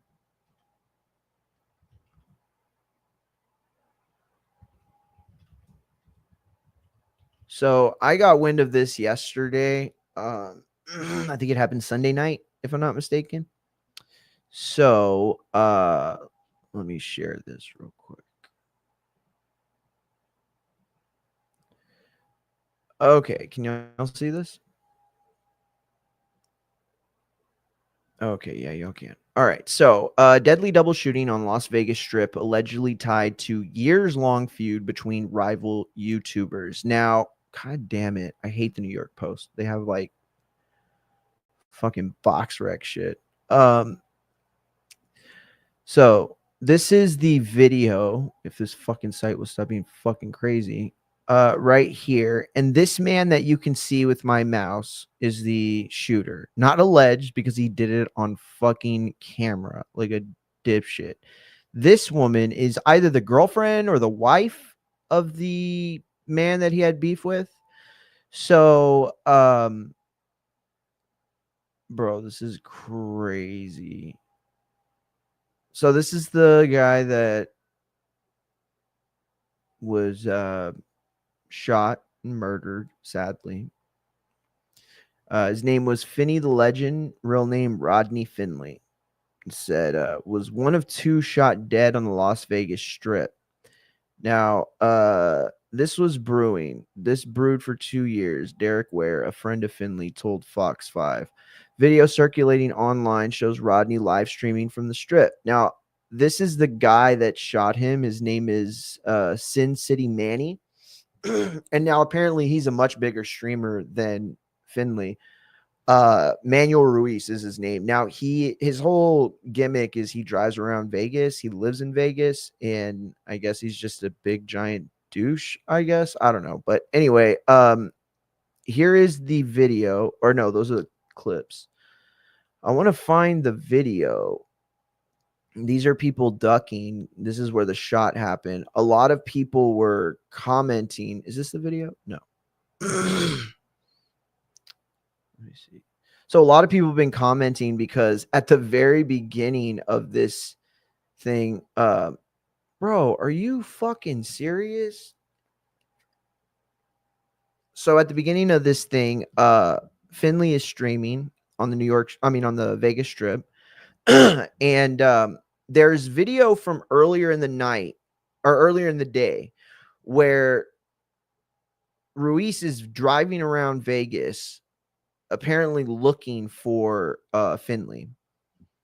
And he had known that there was going to be a location he would be at or around a general area, and he found him. If we ever get this fucking shooting. Oh, what the fuck? Bro, nope. Y'all fucked up. Y'all fucked up. Y'all fucked up. Can't do that. Let me just look for the video then. Oh, here we go. Fox News. Wait, is this going to be a fucking video of the video? What the fuck? County fire captain will soon face a judge in connection with a Christmas Eve crash that revealed a cache of drugs stolen from his own firehouse.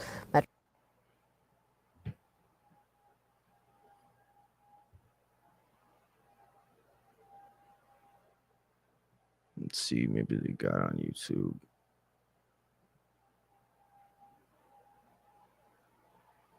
Bro, I swear, I literally saw this everywhere yesterday. Oh, here it is. Here it is. Okay, they're going to show it. Okay, cool. So, I mean, not cool. This is super graphic, by the way. If you are watching with anybody, kids or whatever, just probably chill with this. But anyway, this guy right here in the hat, that's him. You can see him walk by the stream at one point, right? And you can see it's him. He's wearing the same hat and glasses, and I think it's a jersey he has on. And moments later, after he walks past the frame and he's out of shot, you can hear him arguing with the female. And she's saying something like, "Don't come over here with that bullshit," or blah, blah.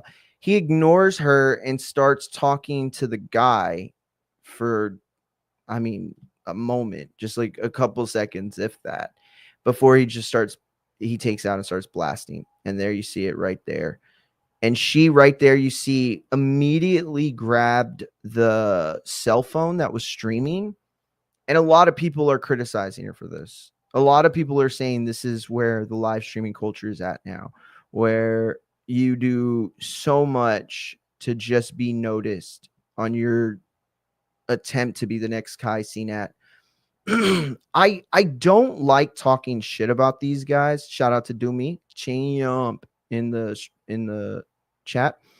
I don't like talking shit about these guys, right? Because I'm fortunate. I'm fortunate enough to have a platform built off of actual community with people who have this shared interest. So when I go live, I can live stream video game content. We can watch old fights. I can talk about what fights are coming up, blah, blah, blah. Plenty of content. I don't have to drive around Vegas looking like a dipshit. I don't have to drive around Vegas looking for a fucking fight. Right. And I see these dudes. You saw it a lot with the drill rap scene in Chicago. Right. A lot of people were like, "Oh, drill rap's a problem. Drill rap's, they're going to be the cause of death, blah, blah, blah." Bro, maybe drill rap wasn't the best thing. Right. Maybe it wasn't the best influence on the community. I'll agree with that. But it was social media that allowed it to blow up the way it did. Right? Social media is the reason why a lot of those people caught the bodies they did. You know what I mean? Like FB Duck was killed, FBD Duck or FBD Duck, whatever, was killed, and immediately it was posted online. the video of him being shot to death. Vaughn, King Vaughn, same thing. And you can use the rap, and yes, that's partly part of the problem, but it's the streamer culture, the culture of wanting to do and get away with everything. Right now, there's a man that I'm not going to promote at all in the Philippines. He's one of the worst fucking human beings on this earth. He's a giant piece of shit. All you got to do is go to Google, put streamer, live streamer, Philippines arrested, and start reading the story. This guy is a giant piece of shit who has done content for years that was bullshit, but he went to the Philippines and he started live streaming from there. And he was fucking with locals. He caused a few bike accidents. He stole a bike from a guy, a delivery man, a restaurant, crashed it, caused like a 5 bike pile up or some crazy shit. He was just doing and fucking with people over and over for streams. They arrested his ass, and the Philippines have said they are going to make an example of him, and fucking good for them. Good for them. Stop these fucking assholes who are trying to gain clout by going out and doing stupid fucking things on live. Do it. Any crime that is committed by a live streamer on live or used to further their clout, you should add a decade to whatever charge. So if they were shoplifting, add a decade to that. If they were harassing or if they caused this, if it was an assault, 10 years more. This though, this is the grossest of it all. So I'm gonna show a better video because this isn't shit. But see, you can see everybody ducking. The woman is shot and killed moments later. 2 shot and killed. Bellagio founds. Okay, hopefully this is the full video.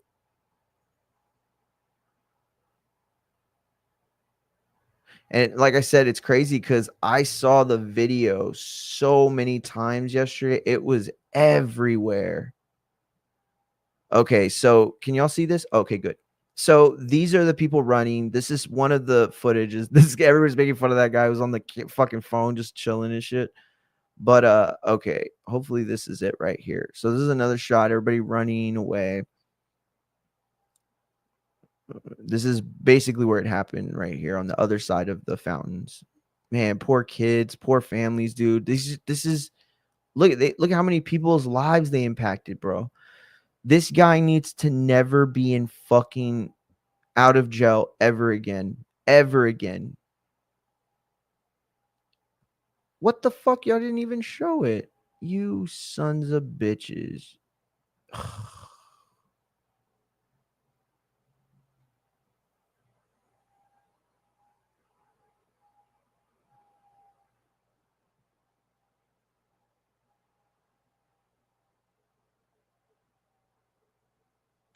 I think I'm just gonna have to go to X.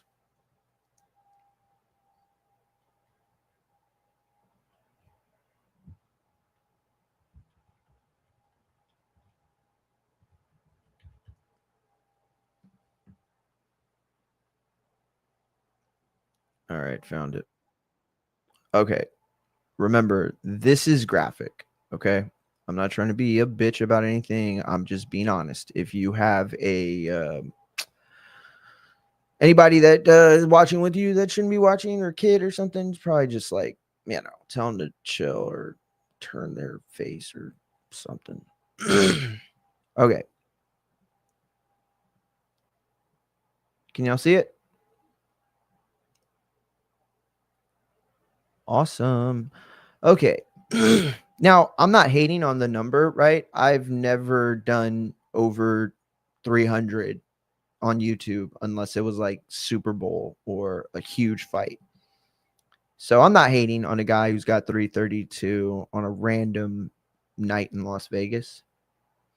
But that's how many people were on when this whole thing went down. And part of why this guy was killed is because he had been clowning this dude. And you can see him already in shot. You see him right there. Fucking bitch. So he is right there. You see him? And he's pretending not to see the guy. Now you're about to hear him get into an argument with the female.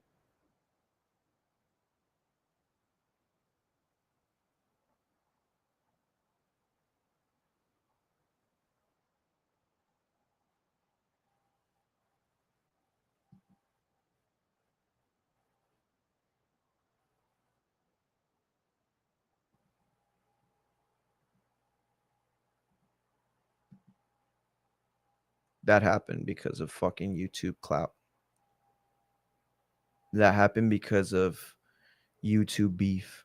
The video they said that sparked all the beef was the Hispanic dude was dressed like, you remember when we were younger, or when like in the 90s they would sell like those homie clown, or like those homie dolls, right? You could like put a quarter in and get like the little statues or the stickers and shit.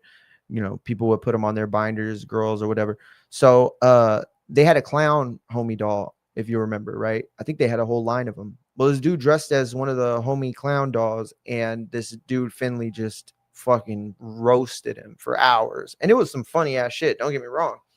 But that's why he killed him. Because he told probably 150 people. Now, don't get me wrong, of course the clips go viral and all those things happen, but yo, what?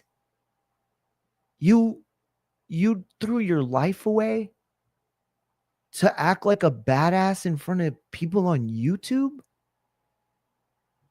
This is the culture I'll never get, bro. I'll never get it. I'll never, ever fucking live stream out there and try to disrupt other people's lives. There's this girl. She's a young black girl. You might have seen her. She goes around the hood, and she just fucks with people.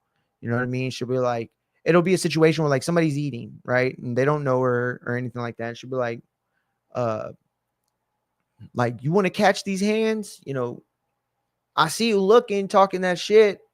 Go ahead though. Do something. And it keeps going until the girl gets up and starts to escalate. And she's like, huh? Oh, I'm on the phone. And then she shows she's wearing earbuds or something, right? It's bullshit. Yo, that girl got her ass beat the other day from somebody. And that's the type of shit that shouldn't be going on. Like, for real, there should be an official YouTube league. I'm serious. A boxing league, not by people that are trying to take advantage of the boxing situation and other people's beefs. No, not at all. Like an actual YouTube league, like a league that YouTube starts, and it's fair and they have rules. It's exactly what Doomy tried to create with Border Wars. A fair and safe place for these people to fucking settle their beefs. But I fear that until you put fake tough guys like this bitch who pulled the trigger in situations where they actually have to be tough by going through training camps and dealing with not being able to use anything but your bare hands, but your fist. That's the only way you'll teach dudes like that.